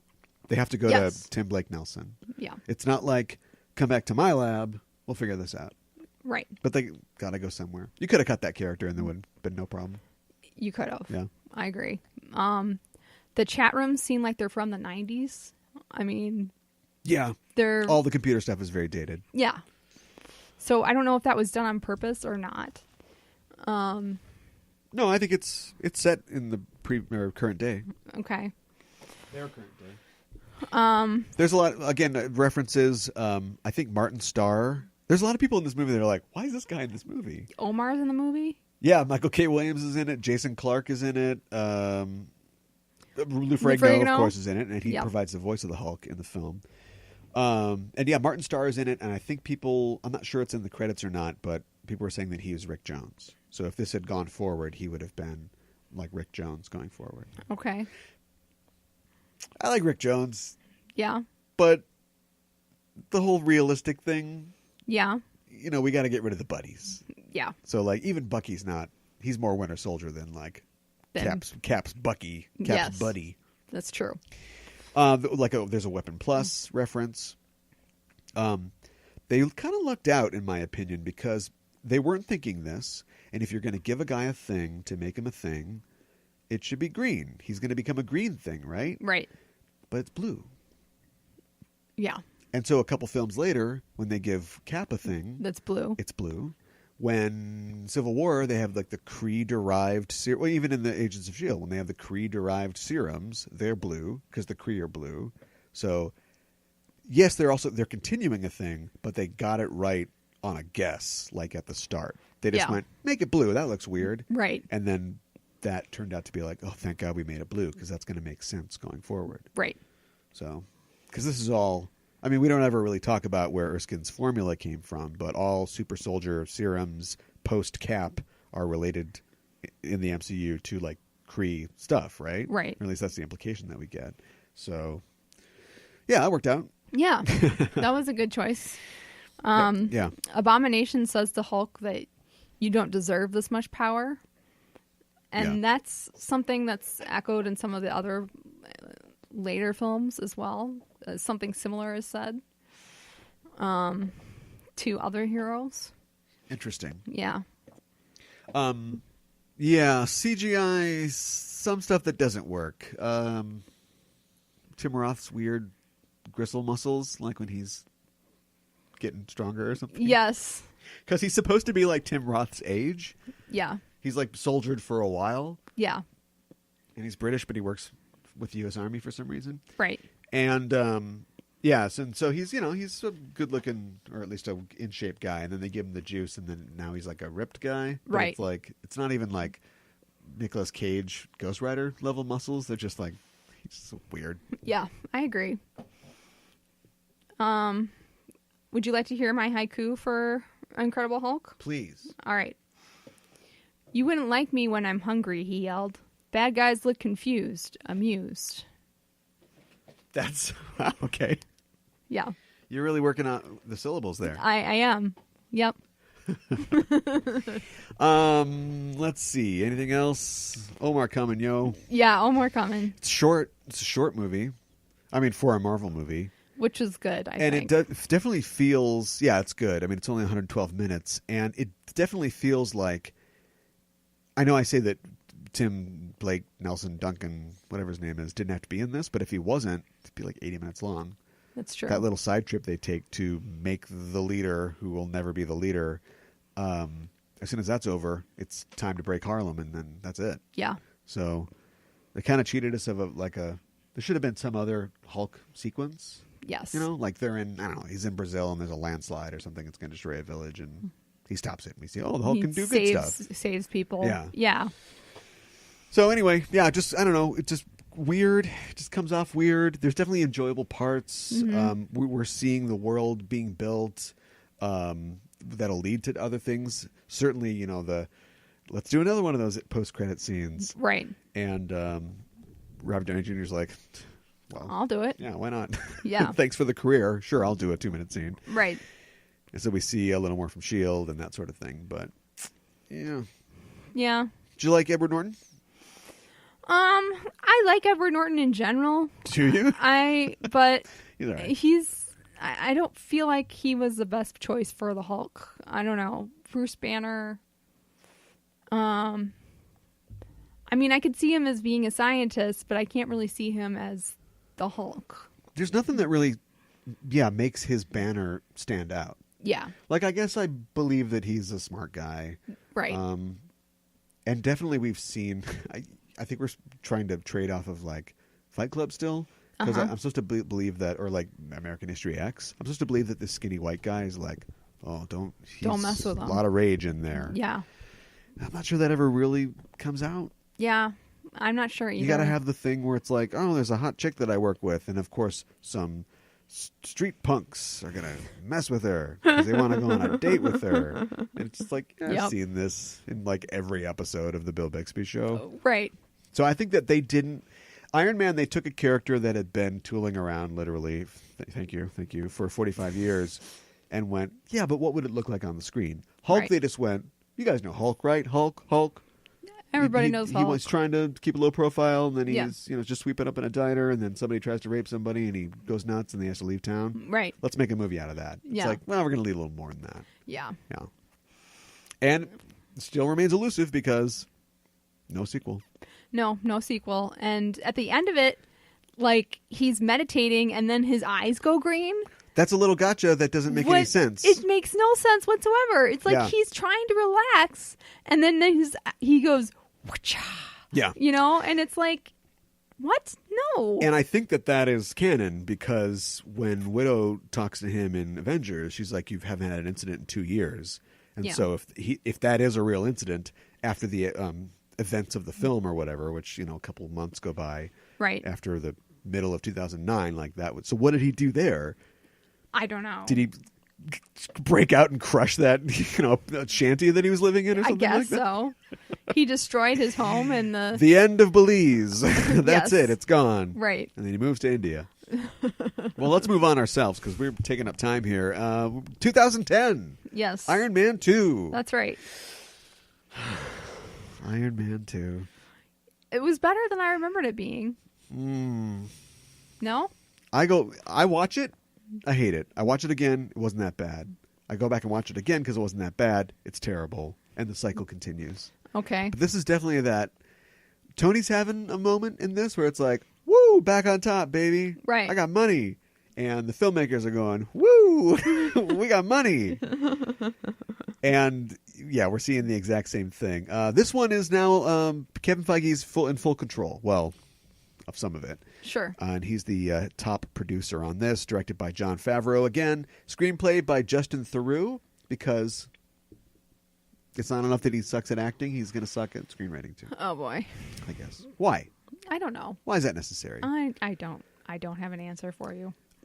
I also think that a lot of it was probably ginned up by Favreau and Downey. They reportedly came up with the story for it, and then Theroux wrote the script. But just not really distinguished, in my opinion. But that's fine. And starring all your favorites, Don Cheadle, of course, replaces Terrence Howard. Yes. And then we see Sam Rockwell, Mickey Rourke, and, of course, Nick Fury added to this, and the Black Widow, Natasha Romanoff, being added to it as well. Yes. And weird to think that they finally get to stretch their legs in this film. Yes. And Jonathan Slattery is Howard Stark. Because there aren't enough people in this film. That's right. And, of course, Clark Gregg gets his biggest role to date in this one as well. Yes, exactly. Thoughts? I enjoyed it. I love Black Widow in this. I think they could have used her even more than they did. Thinking about how much she does get used and where she ends up, can you believe that she started as a notary? And is she a real notary?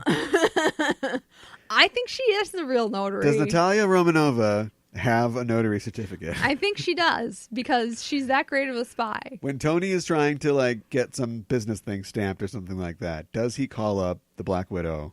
Yes. In Kreplakistan. And it's yes. like, Nat, I need you to stamp something for me. Just curious. It's a good skill to have. Believe so. It's a good skill to have. Yeah. I think it's interesting that the first time they show Rhodey is from the back. So yeah, it's almost like they want people to think it's the same actor. Well, at they're first, different complexions, but I think it's more, or not let on that it's a different actor. I think it's a visual drum roll. Yeah, because they're kind of going, hey, we got Don Cheadle. Yeah, guy's an Oscar-nominated actor, and he looks nothing like Terrence Howard. No, they don't look alike at all. But no, whatever. Yeah, nobody cares. I know. I thought that it was a good move.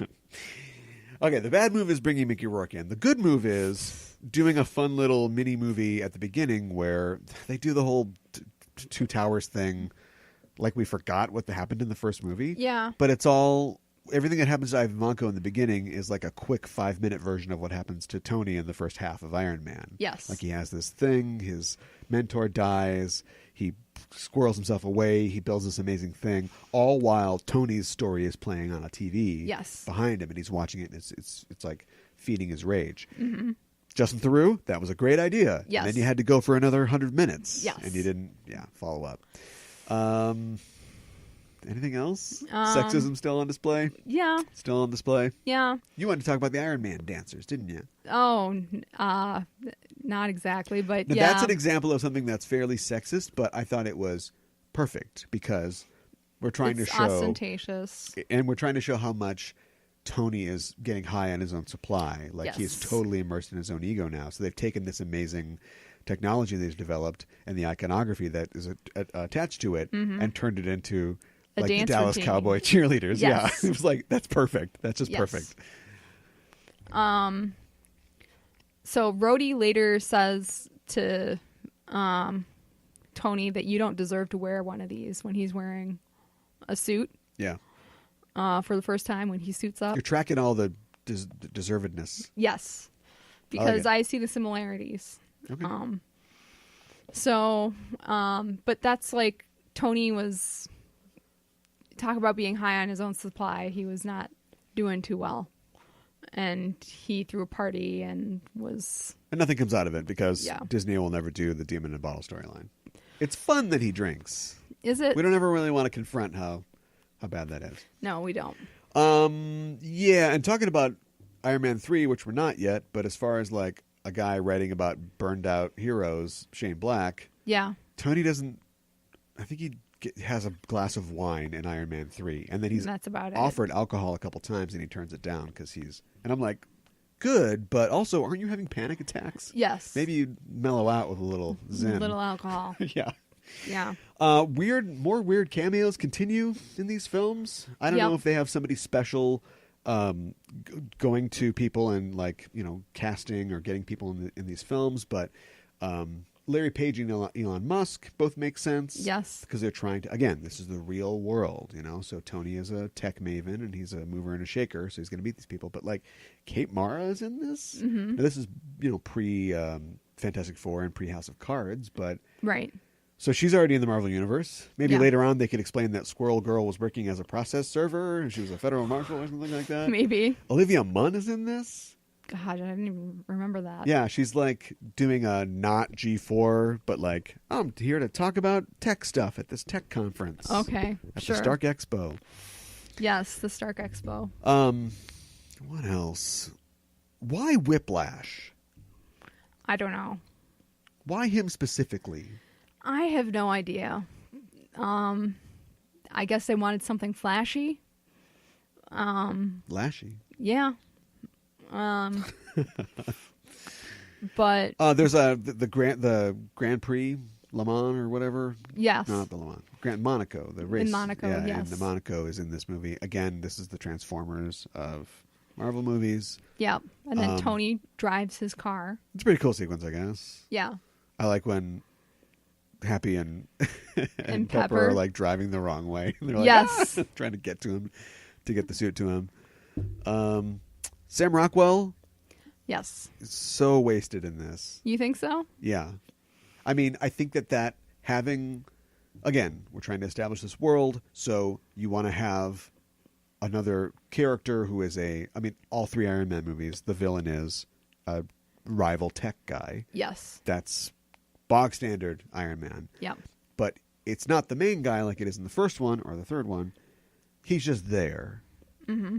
But he's there and he doesn't have any real importance to the story. I know he has importance to the plot. Right. But there isn't any, like, I guess you could say that, like, we see what a bad CEO he is, and we see the rise of Pepper Potts, mm-hmm. you know, but there's that weak scene at the end where it's kind of about CEO accountability, you know, because they're taking him away. And right. He's like, oh, yeah, so, you think this, you're going to be here too, one day. This is what happens to CEOs or whatever. I don't know. He's just a lot of work, a lot of great work from Sam Rockwell for no big payoff. And he must have poisoned his body with that bronzer. It was clearly a choice. He had so much bronzer on. And his hands, the palms of his hands were all orange. Oh, my God. And it was just like such a visual, like, yeah, that's visual shorthand that this guy is like a fake. He's trying way too hard. Yeah, but then they do it again in 3 with Killian. Yeah, so, that's true. Anyway. But just like his whole like false bravado and everything. But then they have the weird scene where it's like, let me show you all my guns. And it's like, this scene doesn't need to be in this. No. Except it's just gun porn for the, again, Transformers yes. lobby, I guess. Because Transformers at this point had now come out and was a thing. Yeah. I don't know why. The ex-wife. What? Yeah. And his guns don't even work. I know. How does he have a company? Yeah. Tony's like, let me guess, Hammer Tech? Yeah, they hit that one a couple times. Yeah. DJ AM is in this. Yeah. Rest in paradise. DJ AM. Yeah. DJ in the party. I think that Hammer, like, there's this really great scene wherein before he shows the drones and he's dancing on stage and he's coming on stage and he's dancing. Yeah. That was like perfect. Because it establishes his personality in a nutshell. Right. Well, trying to do the Tony Stark thing. Yes, exactly. Much, yeah. This is kind of a stealth SHIELD movie. It is. Because Fury and ScarJo Widow take over the middle act of the film. Yes, they do. In kind of a weird way. Like, we don't really know what the characterization of Fury is yet, because that'll really come out in Avengers. Right. We just know that he's a guy that shows up in your house and wants you to join the Avenger Initiative. Right. And it's kind of like, I still don't really know what it is. Now, after having seen a bunch of Marvel movies, he's the guy who shows up in your house and asks you to join the Avengers. Right. And later on, he's like, keep my good eye on you, And my uncle said, keep stepping. It's like, well, he's kind of a arch sort of serious guy. But he's kind of like playful and weird in this. Like, they just told Sam Jackson to show up, and he's like, what's my character? And they're like, well, first of all, don't ask anybody about their wallets. But second of all, I don't know. And so Sam Jackson's great, but you have to give him something to do. So I feel like Sam Jackson was just kind of hanging out and being Sam Jackson. Yeah. Which is fine. But you don't get this sense of like, this guy's like got a plan. Serious. He's a super soldier. Right. He's just there to, okay, well, I'm done messing around. My time's up. Here's a box of stuff to move the plot forward. Yep. And that's it. Pretty much. Dumb. At one Also point, dumb. Oh, my dad built this park and it's got the secret formula for an element in it that he knew I would need 35 years later. I know. Dumb. Why would he know that you needed that? You've developed a new element, sir. It's called plot cupononium. Dumb. Spider-Man's in this movie? Dumb. Retroactively, they're like, oh, that kid was Peter Parker. Dumb. Bill O'Reilly's in this movie. Yep. And he's taken on Stark. Yep. Tony Stark is the libertarian hero that libertarians jerk themselves off to sleep at night about. Gosh. Why is he going after Tony Stark? I have no idea. Just because plot point. I think is Mad Money's in this. Yes. Isn't he? Mm-hmm. Remember that? Yeah. Wow. Mm-hmm. Come on, give me some more Absolutely. stuff. The third major enemy in this movie, falling glass. Yes. Just like in the first one. There's a so lot much of falling glass Yes, falling. there's glass everywhere. Also, there's cars getting wrecked. That happens in pretty much every Marvel movie. A lot of cars get wrecked in this. I want to know what the final count is of cars that have been wrecked. Should have done that. Didn't do that. No, didn't do that. I think that it's a great movie for Pepper up until the last 20 minutes or so. Yeah. Because she gets to be CEO, and then it's all about how Tony is, a distraction to the thing, and he's on a tear because he's kind of suicidal because he's dying from this thing that wasn't a problem in the first movie. Yes. And she's just trying to manage that, but it puts her in the position of being like naggy, unfun girlfriend. Yes. And then she just becomes damsel in distress at the end. Mm-hmm. And doesn't quit the job because she's still doing it in the third one. It's basically Yes. like, I quit. I can't do this anymore. It's like, well, it's a good thing I'm here to kiss you and make you better. Exactly. And Which also, is kind of like you should be thrown out of the writing guild for Get a Roof, Justin Theroux. Hemorrhoids should get you in. Get a Roof. Gets you out. You're out. Okay. Do you have a haiku for this? I do. You want to do this whole lone gunslinger thing, and you don't have to be alone. Wow. Yeah. That's a sentence. Yeah. And a haiku. Yeah. Pretty great. One other thing. Sure. Cap's shield is used to level pipes. Okay, we talked about the Terrence Howard next time baby moment. Yes. That's a problem. Yeah.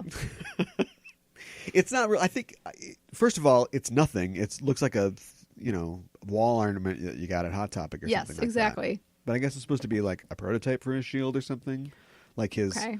because it's all his dad's old stuff. Right. And we see in First Avenger that his dad developed the vibranium shield that Yes. Cap would use. So, but it doesn't have a star or anything on it. No. So it makes no sense. Yeah. And all it is just, and he basically goes, "That's amazing. That's exactly what I need." Yes. And it's just, he props a thing up with it. Yeah. So it's like, wah ha ha ha ha.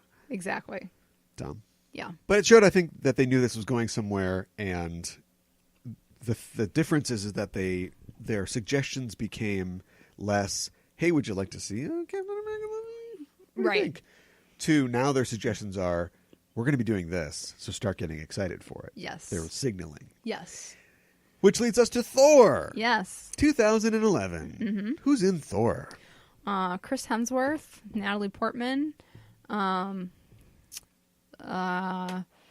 Dennings, Stellan Skarsgård. Stellan Skarsgård, Who Clark has a Gregg. Yeah. Clark Gregg has a pretty big, nice time in between this and Iron Man 2. Yeah. He's really coming up. Oh, Tom Hiddleston. I should also. Duh, yeah, of course. Yeah. It's too bad because I love Stellan Skarsgård, and I think that, this is real. This is real stuff.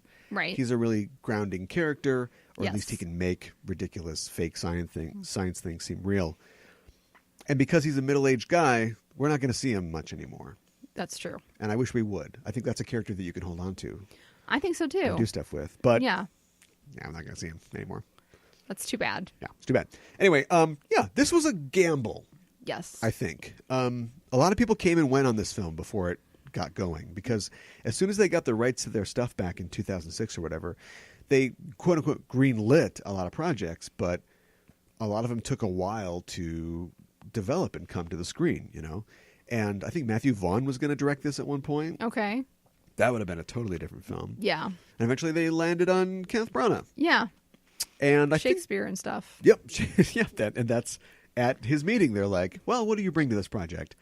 Shakespeare and stuff. Right. That's what he said. Yeah. The screenplay was by Ashley Edward Miller, Zach Stentz, and Don Payne. If you look up their credits, Nothing. No, you're not going to find much. Okay.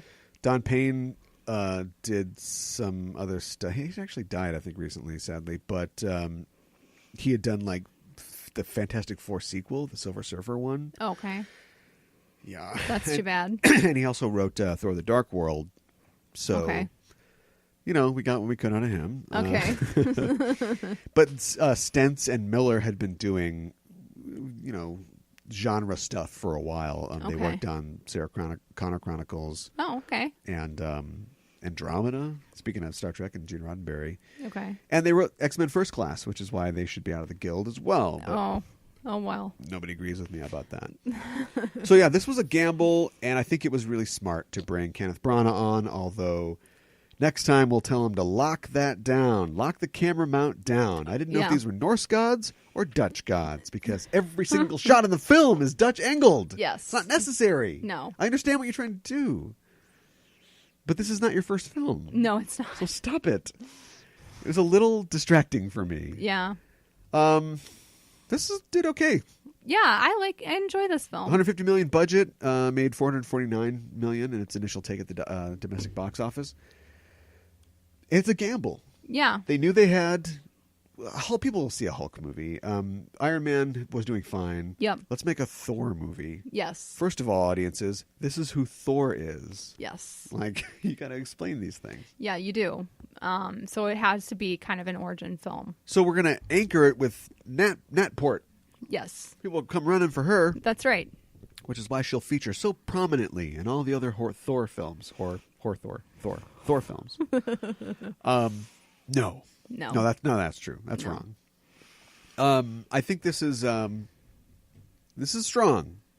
Except they never land the tone of. I think that there is a Shakespearean. So when he first came on, Shakespearean stuff, like you said. Yeah. We're gonna bring that to this, and I was like, "Are you?" And then I saw the movie, and I was like, "Kind of." But I watched it again, and I thought it doesn't. It really works, I think, and a lot of the characters I have it in my notes. And Tom Hiddleston would never have to act again. Tom Hiddleston's like going for it in this film. Like somebody told him Kenneth Branagh, and this is one of his first kind of big movies, and he's like, "I'm bringing it." Yeah. Every film after this, I'll just go and smile, and that's pretty much just it. It'll just be shit-eating grins from here till Tuesday. Right. But he's actually kind of bringing it, and he's got an origin story about he's Loki's already the son. second son. Yes. And he finds out that he's not even like Asgardian. He's a giant. Yes. And so he's sort of dealing with stuff. They don't bring it up enough that he becomes a real sympathetic villain. Like, he's still the bad guy. Yeah. But I could see why he's mad. Yeah. I kind of get it. Absolutely. But then you got like nice dad Anthony Hopkins, who, if you've got siblings, yells at the brother. He should be really happy about that. Yeah. Thor got his. Yeah, exactly. Yeah, touch my toys. Other than that, yeah, they never really nail the tone for me. Like, I never really buy the Warriors 3. I never really care about any of that. The Destroyer seems like an afterthought. None of that really lands. And we get a lot more of it in the sequel. And then we jettison it for the third. And everybody likes the third the most. Yep. So that tells you whether it works or not. Yeah, no, I agree. Thor is really easily provoked in this film. I mean, the frost giant says, "Run back home, little princess," and he's just like, "Oh, that's it," and throws his hammer. Yeah. But he was looking for a fight, so yeah. They definitely emphasized that side of him, and I think that's fine. But they also, come on, guys, we gotta bring the comedy. Yep. There's going to be iambic pentameter, and the audience is going to be asleep. Then we got to start hitting people with cars. Yeah. And they're falling into butterscotch. Yep. And we got to get that stuff going. And they hit it a little hard. Yes, they do. Hit him a little hard. The effects are great. I don't know what else to say. I've had my eye on the CGI in a lot of these films. Yeah. And a lot of it holds up really well, but I just think it looks really great. And like, Dad Asgard, man. Yeah. Like, there's that shot where you kind of come in, and then it flips over or whatever, and they show that like 3 times. Yes. And it works every time. And I remember we saw this in 3D, And yeah, that goes farther than the Shakespeare and stuff to sell this amazing other world to me. They totally dropped that in the second one, and it's not really in the third one either. Right. And they've lost it so much, sadly, by the end of 3 when Asgard is destroyed. And it's supposed to be like, oh no, we haven't spent even half of the movie on Asgard. And the rock guy makes a joke about it. So, right. It's not as much of a character as it has been in the previous films. Yeah, but they were clearly trying to set that up or something like it. I think this is the movie where we really start to head for the end. Yes. Apparently Stellan Skarsgård, his script did not have the Tesseract scene at the end. Oh. Can we talk about the end scene of Iron Man 2? I don't know that we did. No. What is it? I don't remember either. I don't remember. Just saw it a little bit ago. It's the hammer. He sees a hammer. Oh, that's right. The hammer in New Mexico. Which they just do again in this movie, basically. Yes. They added that scene during production. And this is the first film that says Thor will return in the Avengers. Yes. And, of course, having the Tesseract, which just appears out of nowhere, leads directly into the beginning of Captain America, the First Avenger. Yes. So at this point, I think the deal has been closed on Avengers, the film, which will be showing up. ScarJo was signed to a multi-picture contract when she came on for Iron Man 2, but I don't think they knew exactly how it was going to work out. But at this point, we know where it's going. Sure. What's some more Thor stuff? One of my favorite parts is he's at the hospital and he's like, "How dare you attack Thor?" And he fights back and then he gets restrained. Yep. Funny. It's funny. And then also, this drink, I like it. I'll have another. And he smashes the coffee cup. Yes. That's also funny. And I don't know. I really enjoy those moments, even though I've seen the movie multiple times. Yeah. This is supposed to be taking place at the same time as Cap waking up at the end of First Avenger. Yep. I guess the beginning of Avengers. Yeah. Or maybe not. And Hulk as well. This is supposed to be like Fury's big week or whatever. Yes. I'd love to see the timetable. Just the shield maneuvering while all this is going on. I think Sitwell shows up in this. Yes, he does. Yeah. Not Stanpour. Yeah. Another character that, saw more life for a little while. Mm-hmm. Do we have characters like that anymore? We're heading to an end here. I don't know that we don't do. have time for oxbows like that. Yeah. Hawkeye's in this. Yes. Renner had been signed for a multi-picture. That's another reason that we knew that where we were going for the Avengers. Because at this point, they knew, all right, we're going to have the Avengers. Hawkeye's going to be in it. So Renner's on, and we'll stick him in the bucket in that scene. Right. Which is kind of an inauspicious introduction to the character, but it mirrors Black Widow's introduction. It's like I would agree with that. She just kind of shows up, and she's going to be a thing later, and so stay tuned. And he's True like, believers. He's like, I'm kind of starting to root for this guy. Yeah, I liked that because we leave Thor's sort of point of view. We could have followed it the entire way. I've got to get it. There it is. I'm going to get it. Why I want to do it. I mean, we see those, but we also see this removed because remember, this is the real world, and also S.H.I.E.L.D. is kind of our surrogate here because it's the army that we understand. Yes. And so we see these two guys who don't know what's going on watch it and be kind of like, huh, it's weird. Right. And it's like this remove. Like he's still, even though he's a mortal, on Earth right now, like he's still strange and separate, and to other. them. Yeah. Yeah. I thought that was a neat touch. There's a lot of fighting in hallways. Yeah. So he's fighting guys in a hallway leading up to the room where his hammer is. Yeah. And the hammer in this movie is like the sword and the stone. Like only one is going to be worthy, and right now he's not even worthy. Except it's dumb because did you buy like his sacrifice at the end? I kind of bought it. Because he's a jerk, like you pointed out. He's a jerk for the first half of the movie. Yes. And it's all, he never considers anything. Like being worthy, I guess, just means understanding that you can be wrong, which is not something Thor possesses or understands. Right. Imagine getting it. If Thor had access to the internet, oh boy, imagine getting into an argument with him on a forum. And so he goes through all this stuff and he's banished, and even then he's not deterred. He's going to get his stuff and he's going to show everybody. Right. And it's just like he beats up all the guys. He even beats up the really big black guy they send. Yep. Did he have to be black? And apparently. What really gets him is like not being able to pick up the hammer. That's almost like his dad can say, "I'm disappointed in you," but he has literally a magical proof that his dad is disappointed in him because he's not worthy to do what he used to do anymore. And for some reason, that's what really turns him around. And then it gets augured in when Loki comes and tells him that, you know, his father's dead. And that's when he really realizes, oh shit, I'm the asshole. Yeah. I've been a brat. And so then I will just let myself get killed by a robot suit, and then I won't pick up the hammer. It'll fly to me because it's time for the movie to end. I know. That was kind of dumb. It was kind of dumb. But I mean, it's got to get there somehow. Yeah, I also liked how they keep it in world because the S.H.I.E.L.D. guys see the Destroyer and they're like, oh, is Tony Stark doing something? And then the face starts to come down and he's like, all right, we'll talk to the guy now. And it's like, no, fire. It's fire. Yeah, exactly. Yeah, they kept it consistent in world. Yeah. I also like when the Warriors 3 show up and they're like, what, is there a Renfest in town? Right, yeah. You know? Yeah. And Comic-Con. Yeah. They should have said Comic-Con. They should have.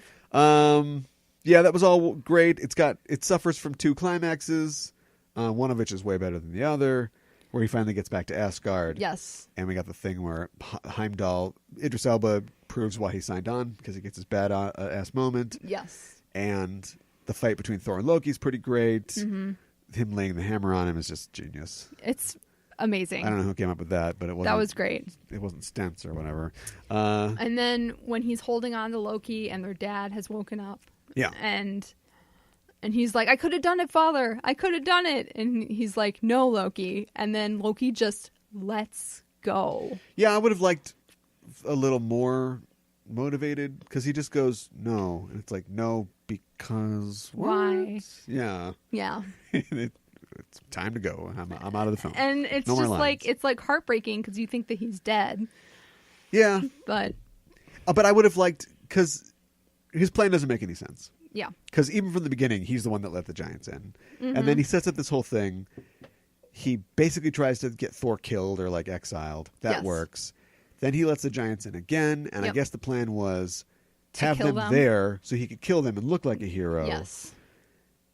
And so he does all that. It doesn't work. But now Thor's back and it's like, screw it. I'm just going to kill Thor. Yeah. Which, no, you're not. And then I just needed one more thing for him to sort of, because him letting go is the spit in the eye, but just to give a little more spit in the eye, more like, no, Loki, you couldn't because you're not ready, but I still love you. We'll take you back. Yeah. And then he's like, I don't want to be taken back. I want your respect, not your love. Yeah. All subtext. A little more text would have been good. Yeah, I agree. Stents. Stan Lee's cameo in this was, did it work? And he's trying to pull a hammer out with a truck. Right. Yeah. And there's a sideways blue laser in this. Yes. Not going up into the sky. Well, depending on your orientation, going into the sky, I guess, into space. Do you have a haiku for this? I do. Where did he come from, they ask. An Asgardian without his power, Mjolnir. Meow meow. Yeah. Same amount of meow, syllables.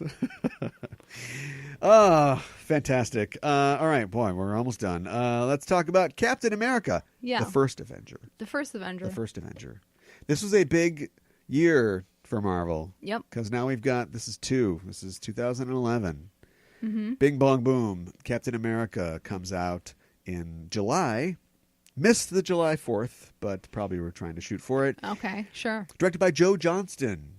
And I laughed when I heard that. Oh, okay. And I kind of laughed when I saw it because he's known for, The Rocketeer, which I do enjoy. Okay. A Rocketeer. Sure, I enjoy and The Rocketeer movies as well. like, October Sky, and he's sort of like this, America and like kind of family film guy. And I scoffed at that because who wants that? But you look around, especially in the beginning, the first act, he does a good job. This is a 50s that never, or a 40s that never existed. Like nobody ever lived in. But it's a movie 40s. Yes. It's a Marvel Universe 40s. Yes, it is. And it really lands.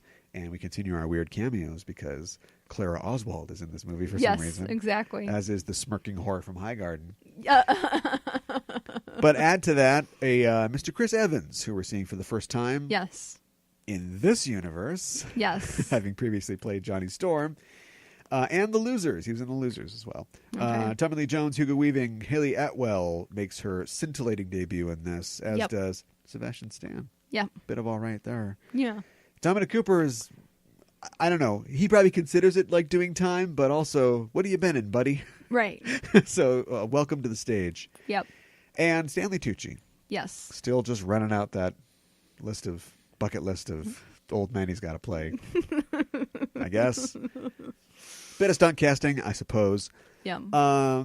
This has had a weird kind of path to the screen. This is part of that deal that Marvel made with Merrill Lynch. Okay. Don't look too deeply into those finances.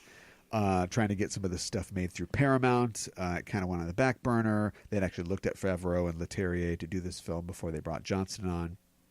This was also 3D, post-production 3D. Yeah. And I don't know what else to say. It was written by Marcus and McFeely, who would go on to and are still having immense success with the Captain America films and other related properties. Good guys there. Yep. Some good writers. Yep. What'd you think? I think the CGI Cap looks weird. I can't. I know he's supposed to be short and scrawny, but he just doesn't look quite real to me. Yeah. So that's a little disorientating. It's the first part of the movie. Yeah, this is post Benjamin Button, right? Yeah. So they're buttoning him. Everything works except it's like his head works and his body works, but not where they meet. Yes, exactly. And so he's got a fairly strong jaw, and they sort of shave down his jawline to like make it squish it into this small body, and that's where it looks like a head stuck on a small body. Yes, which is not supposed to. So it doesn't quite work. Yeah. I agree. Other than that, like I said, I love World War II stuff, but I don't tend to really like, Americana type stuff, which is weird. But I thought that was fine in this. I think this movie has a problem in its frame. Okay. Because it can't just start. I would have been fine if it's like 1942 Norway. Right. And the Red Skull's there. Right. But they got to start with like, wow, I found something in the ice. All right, I got to find it. What's this? Right. That's a shield. We get Call it. the Colonel. We get it. Yeah. Like, I'm not going to get up and go, wait a minute, this is a World War II movie? And he'll, no matter what happens, he's going to make it to the present day. Like, right. We know that. So why do we need this frame at the beginning with two guys that never come back? I don't know. It wasn't even Coulson. I know. So who it cares? should have been Coulson. Cut that out. And then I think we should talk now about how they screwed up the final scene, because the very last scene of the film is Cap waking up in a room where they're doing a thing, and for some reason they're trying to make him think it's the 40s. Mm-hmm. They send a woman in that is not Scarlett Johansson and clearly should have been Scarlett Johansson. Yes. And then he's like, you've been asleep a long time. Let's do that pan shot that everybody likes to do in Times Square. And then it's over. And then the final post-credit scene is, get me back in the world. It's like a preview of the Avengers. Yes. It should have been the post-credit scene. At this point, it should have been. We've seen Nick Fury show up in these things. We know Nick Fury's going to show up in these things. Mm-hmm. People would have waited. I wish they'd had the guts to make that the final scene. Maybe this is just a movie about a superhero in the 1940s, and he crashes a plane and dies. But he inspires other people, and it's very sad. Yes. But clearly not. Right. You're going to sit and finish your popcorn, and then Nick Fury's going to come out. We know how this works. Mm-hmm. They pulled the trigger. Yes. A little too early. I agree. What else? Do you know Zitomir is a real place? If we're going to drop real places on people? Richard Armitage is in this as the Hydra agent that we meet at first. He's often been seen as Thorin Oakenshield in the Hobbit movies, and he's one of those guys that, like, he's a British Carl Urban. Okay, sure. He's definitely had a lot of shots and still isn't really big for some reason. Okay. But I like him. He gets beat up in the alley and says, I can do this all day. Yeah. That attitude continues. He says that more or less later on in the film as well. How did Bucky make Sergeant before they even shipped out? I don't know. Somebody That's went a to good college question. or something. Yeah, like he's already a sergeant. They go to the Stark Expo. Yep. So that's a nice little They runner see coming Stark. in from. And they see Howard Stark, of course. I saw a thing recently on Facebook which wasn't very funny. That was like, Howard Stark, this is the future, and then it shows Bucky, and he's like, I'm going to kill you in the future. You're right. That's not that funny. Yeah. No. Still working on our Easter eggs and cameos, and maybe for the futures. Yeah. We do see at the Stark Expo on display the artificial man made by Phineas Horton, which of course is supposed to represent the original Human Torch, who was one of the invader heroes in the 1940s. But they don't own that, so why bother doing that? It's a little bit of set dressing that nobody noticed, except me. Yeah, you've got, I guess Cap's mom's already dead, but we didn't write that scene in. We'll just see that scene in Winter Soldier. Yeah. So, because he's not going to ship off. His mom's still there, right? Probably not. Yeah. So anyway. That's a good scene in Winter Soldier. Yeah. I just don't know why it's not in this movie. I don't know why either. Okay. We're introduced to Armin Zola, played by Toby Jones. Yes. In one of those, this is one of those, doesn't really matter, just having fun Easter eggs.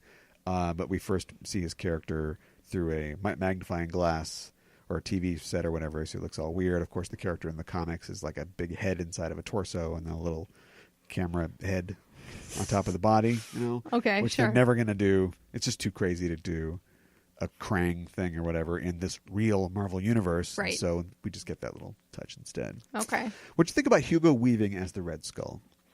I think he did a really good job. He's really creepy. Yeah. Like even before he pulls his face off, and then he pulls his face off, and you're like, oh, holy crap. There's something really wrong with you. Yeah. And he supposedly got Stanley Tucci's, a doctor, I can't remember his name. Erskine, Dr. Erskine. Dr. Erskine's serum. Abraham Erskine. Super soldier serum before it was ready. His blue serum, yes. So, and he says to Cap before that, like, it magnifies whether somebody is good, then they're great. If they're bad, doesn't it just give you muscles? Doesn't it just give you muscles? If you found a really hungry man, but it make him the hungriest man on earth. Yeah, maybe it just gives you muscles. But maybe. Yeah, I kind of thought that he was maybe just, it was a metaphor. But no, I guess you're right. That's actually what it does, which it's kind of dumb. But yeah, it just gives you muscles. Yeah. That's fine. Yeah. I thought it was a real missed opportunity, and I'm not surprised that he doesn't want to come back to do another one because it was just really underwritten. It's a kind of character that, we get it, he's Skull Hitler. Yes. You don't have to do much with it. No. And there's so much work to do with getting him out of that little body, going rescuing Bucky and introducing the Howling Commandos. Yes. Also trying to deal with Cap's character. They have the whole USO subplot, which is amazing. Yes. And I also wrote into a Cap script that I was trying to get made earlier. It was like, why would they just let this kid? Congratulations, you have muscles. Now you're going to be a captain in the army? I don't think so. Right.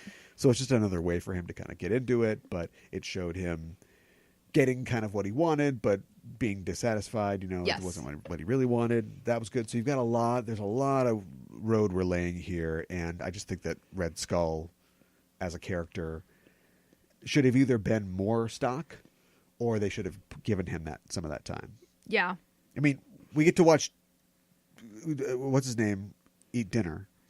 Yes. Do we really need that? Yeah, I know. We could have been doing, more than just like, oh, kill him because I'm a Hitler guy. Right. You get these little flashes of personality from him. I like when the real Nazis are like, this is crazy. What are you doing? He's like, yeah, just stand over there. And then he shoots And they're them. like, come on, you guys. Like, there's 1, 2, 3 of you. Yes. So I've been working on these weapons. No, over there. Little left. And then one guy dodges and he's like, oh, right. Let me have to turn this thing and shoot you in the other place then. It's really fun. I noticed that there was one guy in a standard sort of gray Nazi uniform with an armband, and they shot him all from the right side. Okay. There's only one scene where he is very clearly, you can see the swastika on his armband. And I think Disney was thinking ahead because they want to go global with this. and it's illegal to show depictions of the swastika in Germany. Oh. So they're trying to save themselves a little cutting or I see. CGIing, I guess. That's all I can think of. That or just Disney didn't want swastikas all over their movie. Octopus head, fine. Swastika, yes. No. I like two how, more will take your place. Let's go find two more. Know. I like how early on in the film, Cap uses a car door as a shield. Yeah, yeah. And even before that, he uses a trash can lid as a shield. Yeah. After Wonder Woman, where we basically get Wonder Woman and the Howling Commandos, it makes me think that, again, there's just so much going on in this film. Nothing gets too much emphasis. And we get the Howling Commandos, but we don't see more of them until Agent Carter. That's true. Which is too bad. Neil McDonough's like, this is Band of Brothers 2, right? Let's do this thing. Right. No, you're just going to be in a couple scenes. No. That's it. It is kind of disappointing because they do such a great job. I like how Cap says that they're like, what are your qualifications for saving us or what have you? And he says, I've knocked out Adolf Hitler over 200 times. Right. Yeah. It's fine. Yeah. There's some really great touches in this. After that scene, there's the thing where the thing falls down and it's like, oh, Cap's got to jump. How's he going to make it? And it jumps and they don't even bother to show it because the reveal is, oh, the Cap's dead. We lost all those people. And then it's like, and the scene where they all come marching in and it's like a really cool scene. And then you have to, it's only one mission, but you've got to at least impress upon the audience that a bunch of these guys that were laughing and throwing tomatoes at him a little while ago are going to follow this guy now. Yeah. So we have to have the pomp and circumstance. We have to see that, like, oh no, these guys are in. Like, they're going to follow this guy. Yeah. In his underwear. Yeah, that was great. Boy, I don't know what else to say. It's like I said. I think we're hitting this is the first time that I feel like we've got a movie that's overstuffed. Okay. Where, man, I really wish that they were able to zoom in on that or zoom in on this. It's a good problem to have, but it's a problem nonetheless. Yeah. Bucky was strapped in a chair. Were they doing experiments on him already? So I think that they don't know they're doing this, but I think it is kind of suggested that Zola was already trying stuff on him that he would continue to do when he goes, oh, I remember you, one-armed guy. I was doing stuff to you before. Let's keep doing that. Make you a Winter Soldier. Yeah. Right. Yeah, it's pretty light. It could have got dark when you think about it. And I think they held back because this is the fun, patriotic Captain America movie. We'll get into like the weird, America's bad, Robert Redford's doing stuff later. But when you think about it, it's like young men literally sacrificing their bodies, to like this cause. And, it's like you could probably mine some dark stuff out of that. Yep, probably. But let's not do that, though. The Stan Lee cameo is he says, I thought he'd be taller. Yeah, right. And that's it. It's kind of cheesy, but there is a blue laser in this one. Yep. Since I'll just answer that with my blue laser. Okay. This blue laser leads to the cosmos. They clearly, at this point, I think, already understand if they're not going full Infinity Stones, they know what the Tesseract does, which is it's about the energy of space and, transporting and stuff like that. And so ostensibly the Red Skull gets beamed away to somewhere. Okay. But we'll never see him again. Right. So setting something up that doesn't end up paying off. But there is a blue laser that goes into the galaxy. Right. Oh, go ahead. Vibranium is the rarest metal on Earth, and they say this is all we have for Cap's shield. Yeah, they had no idea where that was going. No. Another great touch is that, and it's a cheesy thing, and it's one of those things that I usually look at and go, okay, making a film here. But they go through the montage where Cap is making movies, and he's doing the USO, and he's walking with guys on a treadmill, and he's shooting in a movie. And then later on we get the blowing up the Hydra bases montage. Yes. Which, I don't know, I would have liked to have seen some actual scenes where he blows up some Hydra bases, but I get we've got places to go. And it's just a repetition of that, but it's all real now. He's shooting a real gun, and he's really marching around with, like, real soldiers, and it's just the real version of all those fake things that he was doing. Exactly. So it's like, it's good. Good symmetry. Yeah. I'm good. I got my haiku still. Do it. Okay. The first Avenger is tall and fit. He throws his shield like a maniac, Jack. His boobs are juicy, Lucy. They're fonduing all over the place. I don't know. I like that Steve can't catch a break because people underestimated him because of his body. Mm-hmm. And then once he gets a super strong body, like the skull condescends to him constantly. Yes. Because he just assumes that he's just some muscle-bound idiot, and right. he's like, you wouldn't understand this kind of thing. So now he's underestimating his mind. Yes. And he doesn't realize what Erskine, realized about Steve is that hasn't had the one. He's developed the other, and now we're gift him with what he's missing, and he's like the perfect hero now. Right. And that's pretty much it. Mm-hmm. They go out and look for him. They didn't find this huge plane. They found a tiny little glowing box on the bottom of the ocean, which they did nothing with for 70 years, I guess. Apparently. Howard Stark didn't think he was going to play with that at all? Or apparently not. Oh, I don't have time. I got to build a park so my son will be able to make an element in the future. So they didn't do anything with that. Otherwise, didn't find the plane. No. And then they found it later. Yep. No wake-up scene. No. There's a quick flash that's sort of a reference to the shot where they find him in Avengers number whatever it is, where he's being thought out or whatever, but there's no real scene where he's thought out. So that's kind of smart, I guess. True. Yeah. Okay. We're done, right? Well, we got the Avengers. Well, we're done with that, yeah. Well, all right. Then I think it's time to talk about the gorilla in the room, or the elephant in the paddy wagon. Yes. Is that a thing? Yeah. 2012's The Avengers, directed by Joss Whedon, written by Joss Whedon, story by Joss Whedon. Yes. And Zach Penn, starring everybody we've talked about already. Yep.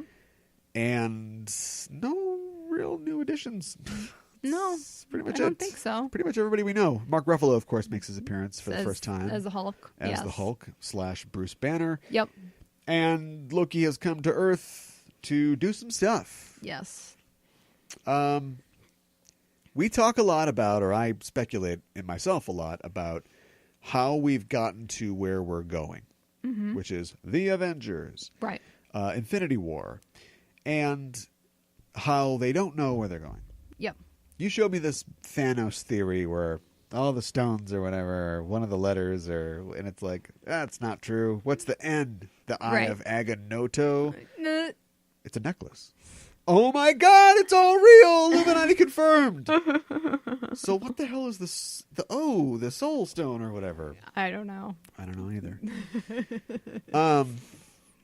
But, for not knowing where you're going, you can set up a general framework and then just fudge it as you go. That's true. And I think that's the Avengers. Yeah. Not the movie, The Avengers. The dialogue, the script, the character development, the setups and payoffs. Not that at all. This is a Milton Bradley mousetrap of a film that gives X2 a run for its money as one of the cleanest, best superhero films ever made. I agree. As long as you know who all these people are. Yes. It doesn't do a great job of setting up.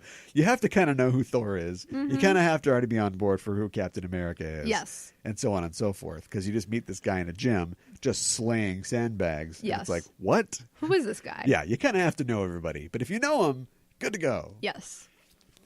I agree. Loki's spear is super overpowered. It's super powerful. Yeah. He uses it to turn people to be kind of possessed and that sort of thing. Which is a fun thing to have. It creates a problem because you want heroes fighting heroes, because this movie and this franchise lacks villains, but we solve that by making some of the heroes villains.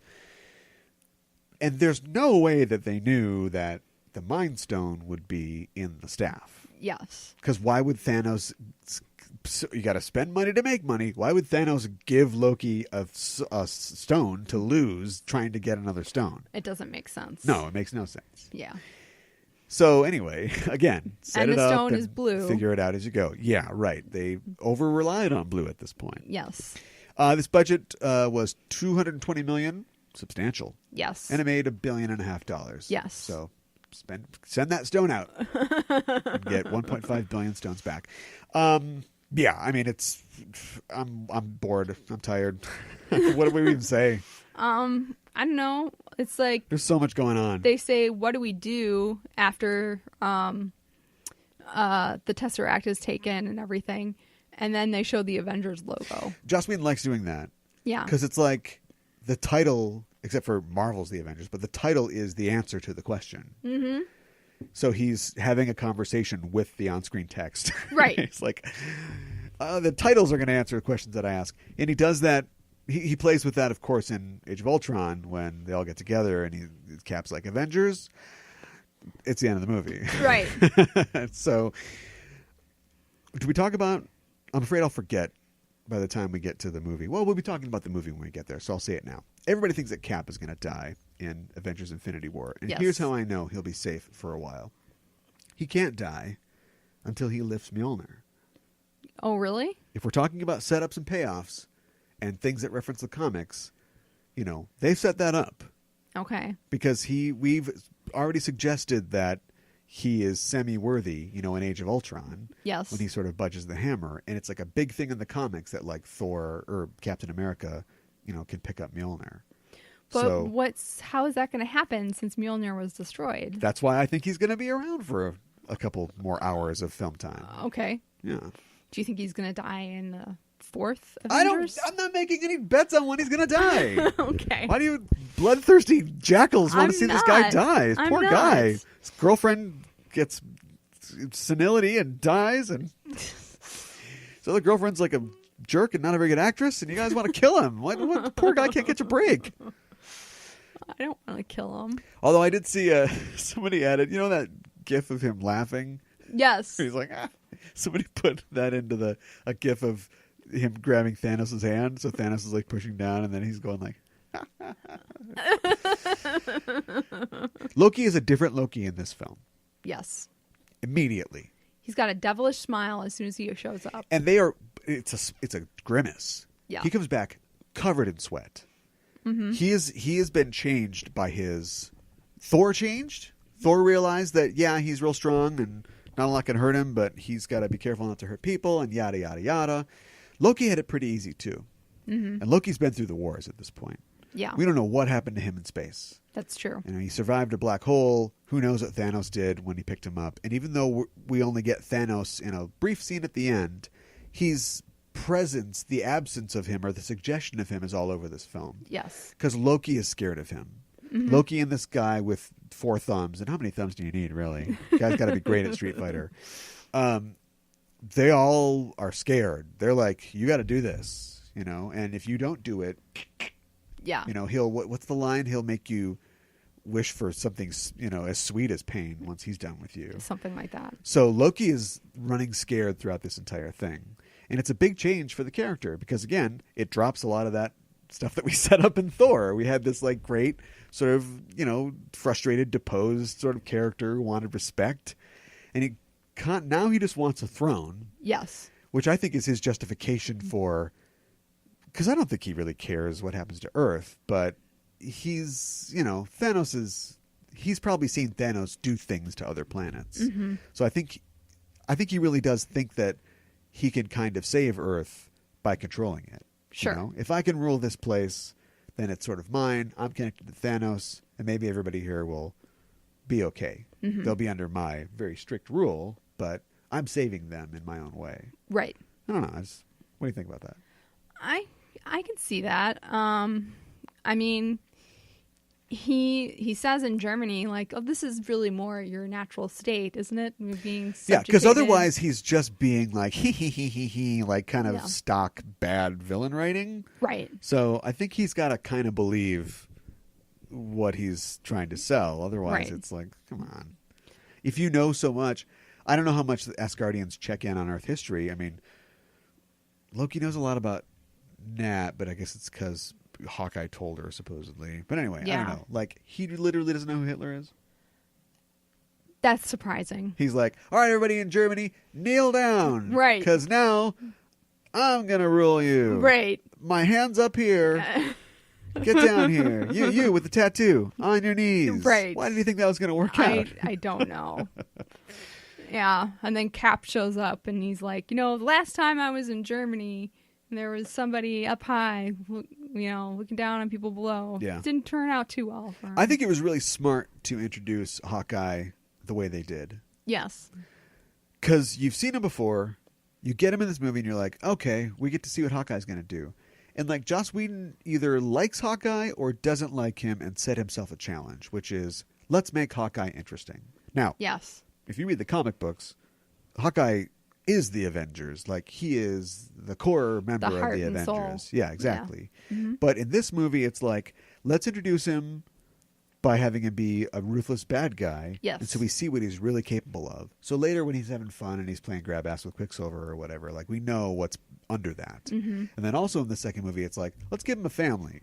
Yes. So he's always doing his own thing. Now, the big thing is, where is he in Infinity War? Why isn't he in any of the promotional material? Is he not even in the film? He should be in the film. And my thing is, are you crazy? He's had some weird storyline in all three of these movies. Like, that's true. Why is it going to be any different? He's going to be off on doing his own thing. Yeah. And it's going to totally affect, what's going on. Yeah. Or he's just not in it. I don't know. It's one of those I hope two. he's in it.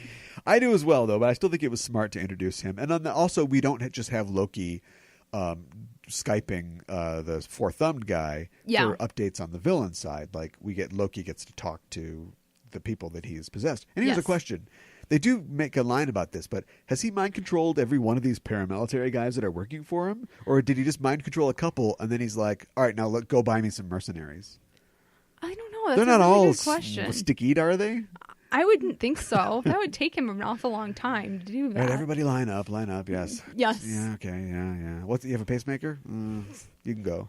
Right. Yeah. Like when later he tries to do it to Tony and like he hits his like arc reactor. Right. It's got to touch the skin right above your heart, not the metal right above your heart. Yeah. Great. Of course, Whedon would take to Black Widow. Of course he would as a character, and just a fantastic introduction. Oh my gosh. For her. I love that. But we don't want a Black Widow movie. Oh. Don't want a whole movie full of that. That'd be terrible. I love that scene when she's fighting with a chair. It's amazing. And it's clear that, we'll talk about Age of Ultron and how that was rushed, and we'll talk about it. But it's clear that he labored over this and had full control, because we go from, we got to get this thing rolling. So get Nat. She's going to go get the Hulk. Yes. Then and then the Hulk is, Fury's going to pick up Cap. Cap's going to be, we need a soldier. He goes to get Cap. Yeah. Should have left it in the ocean. Iron Man's underwater. It's like there's a little bit of, it's a little cute. Yep. But it's clear, like, I have all these pieces fitting together. They are all together. We know what we're doing. Mm-hmm. There's very little, there's no fat in this movie, and it's over 2 hours long. Yes. Would you say there's any fat? I would say there's no fat. I would say the only time that there's fat is there's like 2-second acts in this movie. Okay. Because it slows down when we hit the helicarrier. Yes. But then on the helicarrier, we got the scene where it's like, we got to figure this out. And then we all go our separate ways, and we start to distrust each other either because we do, or because there's some influence from the staff or whatever, where we start to get driven apart. Then we have a fight with Hulk and Loki on the carrier. Right. Lose a couple members, and now we're slowing down and we're back on the carrier again. Yes. It's like, that's not great pacing. But if your movie's over 2 hours long, you're going to have that. Mm-hmm. We talked about this last week, I think. Like, it's going to be a 4-act instead of a 3-act or whatever. But they manage that well. Mm-hmm. There's a little bit of seams showing in the last act when the chick from Growing Pains shows up, and it's clear she was supposed to be a big part of this. Right. And they just kind of cut that out. And I think it's probably for the best. I think so, too. Yeah. Because there's just too much going on. It still works. They get her. She's the last interview at the end. Yep. She's like, oh, he saved me. Thanks. Or whatever. Right. Exactly. I love that Tony Stark and Bruce Banner are science bros. Yeah, science bros. What are you, living Tumblr? I have a slight. Okay. In a team-up movie, and you'll get this in comics too. When you write characters as a team, they have to play off of each other. Yes. So whereas like Tony would have a couple different sides in his own book, Happy can have some lines, Pepper can represent one personality. Now all our heroes have to be sort of shoved into personalities. Yes. So Thor is very brutish in this film, much more so than he is in his own film. Yes. Cap is, I don't think Whedon likes Cap very much, because I feel like Cap is still sort of Cappy, but he's more rounded in his own films. And he's just, he's an old man in tights. Yeah, he's kind of a doofus in this. Yeah. It's not my favorite. But they all fit together, and then I'm not sure if it's Robert Downey Jr. or it's just a focus in writing, but, Tony's Tony in this. Yes. Joss Whedon has clearly seen the other films. Yes. And he continues to write him in the way that we've come to expect. Yes. I agree. I'm not sure if this was Joss Whedon writing on the page or if it was just the assemblage of the CGI people or whatever, but the final fight scene, there's a couple different sequences that are these long single shot sequences that are all, he shoots an arrow which flies over here, and then we're picking up because Hulk's over there and Hulk jumps over on this thing, and now we're Hulk and Thor, and like, just by bringing it up, that's my compliment. and you're saying yes. Great. yeah, it's just, I don't know what else to say except congratulations. Yep. I love the scene in this, this is kind of Cap as an old man, but love the scene where Cap comes down and he jumps out of a plane with a parachute on, and he interrupts the fight between Iron Man and Thor, and he just throws his shield around a few times and asks if we're done. Yeah. And it's like he's the most mature one. And I don't know if it's like, and that's because he's the old man. Well, it's because that, the heroes have to fight. That's a scene that if you were worried about, length, that scene would be cut. Yep. But it's a comic book, so the heroes have to fight when they meet. Yep. And it also shows his authority, also how strong his shield is, but because he's like, all right, knock it off. Yes. And they knock it off. Mm-hmm. I think we should really wrap this up, but I like how this is also the culmination, because remember, we don't know who Thanos is or what the cube is until this movie hits. Right. But it continues. It's the culmination of the films we've seen this far, because Fury makes the point that we got a problem. We're running scared here. You guys were all these like bumbling idiots in your underwear, and we're S.H.I.E.L.D. going like, all right, over here, over there. But now you're all here, and we don't know what to do. So, yeah, of course we're making ray guns. Are you kidding me? Like, we have to. Right. And that's a big problem. Fury goes so far as to shoot down like one of his own planes to avoid the use of a weapon of mass destruction. Yes. Of course, in one movie, he'll be approving gigantic aircraft carriers that have Gatling guns on them. So his tune about WMDs changes a little bit when Winter Soldier comes up, but we'll deal with that later. Yeah. But I just like that fact. And then, of course, we just watched Iron Man 3, and they said the word alien about 57 times. So it's clear that Earth has met aliens. We still don't understand what the Chitauri is. There are a couple different references to what the Tesseract does. It opens doors to other worlds. Yes. Which makes me think that the Chitauri were Ultimate Universe characters. They weren't main Marvel Universe characters. Okay. So is he opening like a door to the Marvel Ultimate Universe? Maybe. Is this Ultimate Thanos? Which is a different thing. But we haven't actually met aliens yet. We've met these weirdos I guess they're aliens, but whatever. I don't want to lessen the impact of when the Milano touches down in New York City. Guardians. Yeah. I mean, that's aliens. Yes. Not these, lunch meat faces or whatever they are. The Hulk's so much better in this. Oh my gosh, I know. Finally, we got a Hulk. I love it. We can get behind. And, it's Loki's fault. Just like in the comics. Loki gets them all together. Yep. Why'd you do that? Yeah. Dum-dum. They mentioned Phase 2 a lot in this. Yes. Is this a reference to Phase 2 of the Avengers films? I know. I was wondering if that was a meta reference. Maybe it was adopted from the script. Okay. Because they're like, so for our next round, we got to stop calling it a round. And like, when they say Phase 2 in the Avengers, yeah, it's kind of our Phase 2. Right. Kevin Feige's got a ray gun he's shooting everywhere. How did Hill know where the cards were? I don't know. The audience had to know, so I guess she knew. Yes, exactly. Yeah. Stanley cameo is superheroes in New York. Give me a break. Yeah. At the end. But Jack thought it was a good idea. Yeah. Blue laser count is yes. Obviously, this is the blue laser I think that most people are talking about when they talk about a blue laser. Yeah. And this was done when the movie came out, but just think of the impact. Like, we never really... Yeah, later in S.H.I.E.L.D., they have to pick up the Chitauri junk, or like Iron Man 3, they make a couple references to the fact that like things are different now, but right. This is like 11 9/11s. Do you know what I mean? Mm-hmm. Like, this is huge. Mm-hmm. Like, half the buildings in New York are, like, stomped flat. Yes. This is huge. It is huge. And also, aliens exist, by the way. Yes. And the world just keeps spinning. Yep. Well, I mean, they do make 3 flying aircraft carriers to kill a bunch of people. But, Yes. Yeah, I don't Which know. is not great. Yeah. Shawarma. Yeah. Shawarma. Shawarma. Yes. Yes. It's a great scene at the end there. This is what I want to say about, and then let's wrap up phase 1. So get Okay. your haiku ready, get your Okay. final thought. Actually, give me the haiku. The Avengers are quite a team. They fight extreme. No foe can stand a chance against. Are you doing a Joss Whedon thing? No? You didn't finish this. Against what? Against what? For me, here's my final thought. We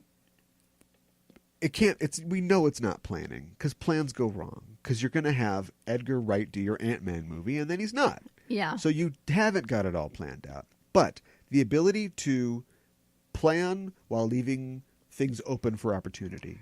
Mm-hmm. You know, what is it? Like, success is like being ready for... Part of it's preparation, the other part is being ready, there to catch the opportunity when it comes. Right. They've got that down to a science. Because otherwise, why does no one say Avengers Assemble? They could... It's That's a only good because, question. and I'm sure he's been interviewed, but it's either because, it can only be because Joss Whedon thought it's too cheesy, or because somebody knew there's going to be 1 million of these. Yeah. So let's... Pace it out. leave them wanting more. Yeah. Why? We don't have to do it all now. That's true. We did back then. Yeah. When we did Iron Man, we had to get everything that we had out on the table, but Mm-hmm. now we don't. We can take time, Right. And that's the only reason I can think of. There's no freaking Wonder Man in these movies. Your last thought. Go. They tell Hulk to go ahead and smash. They certainly So- do. And he certainly does. Yes, and he does. And he enjoys it quite a bit. Yeah. And he punches Thor. Which is a comedic moment. This is your wrap up of I know. phase 1. Your big thought. I love this movie. This is seriously one of the best ones. It just, the pacing was pretty great. It showed that they could take a bunch of different characters and have them have their own moments and have them work together as a team. And even in the final scene, Yes. they break down and have they're all dealing with it in their own particular ways, and they're adding their skills and what they bring to the mix, and they make Hawkeye look badass. Yes, they do. Bow and arrow, what's he do? In fact, and Whedon even loses his steam on that because he's making fun of Hawkeye by the second movie. But Right. It's like, well, we're gonna have to fight in this giant urban area. We can't see everything, so get a guy Up to high. tell us what's going on. Yeah. And then also, if he can just, while he's eating a sandwich, kill a guy with his toes, like do Yes, that too. exactly. Yeah. And ScarJo gets her own moment. She gets plenty of moments. Yeah. Not notarizing anything in this one. No, she's not. Yeah. So, Yeah. Yeah. Well, that's it. Mm-hmm. We didn't rate him. no, we didn't. Should we have rated them? Let's rate him really quick. Okay. What would you give Iron Man? Out of 5. Out of 5, I'd give it a 4. Me too. And remember, this isn't like best of all movies of all time. This is just within the context of the Marvel movies. Okay. Or we should have ranked them top to bottom. We'll do that at the very end. Okay. Incredible Hulk. Oh, sorry. I'd give Iron Man 4 as well. Okay. I give Incredible Hulk a 3 or a 2. Which one? I'm going to go with 2. Okay. Oh, boy. Really? Yeah. 2.5. Okay. Iron Man 2. Iron Man 2, I'm going to give a 3. I give it 3 as well. Captain America. Captain America, I'm going to give a 3.5. I go 4.5. Okay. My tune has really changed on that. Oh, wait. Missed Thor. I'm going to give Thor a 4. I'm at 3.5. Okay. I really, really enjoy Thor. Mm-hmm. And if you gave me Thor and Captain America, the first Avenger, flipped a coin, like I'd want the coin to land on Thor, I think. Okay. But just in terms of like construction and what they like got done, I'd put Captain America over Thor. Okay. The Avengers. 5. Yeah. Wow. So soon. Yeah. We're only a third of the way through and we've I know. hit the top already. I know. So the scale goes. Yep. It only goes so high. Yep. The mercury can only get so high, and then it explodes at the top, as cartoons have told me. Well,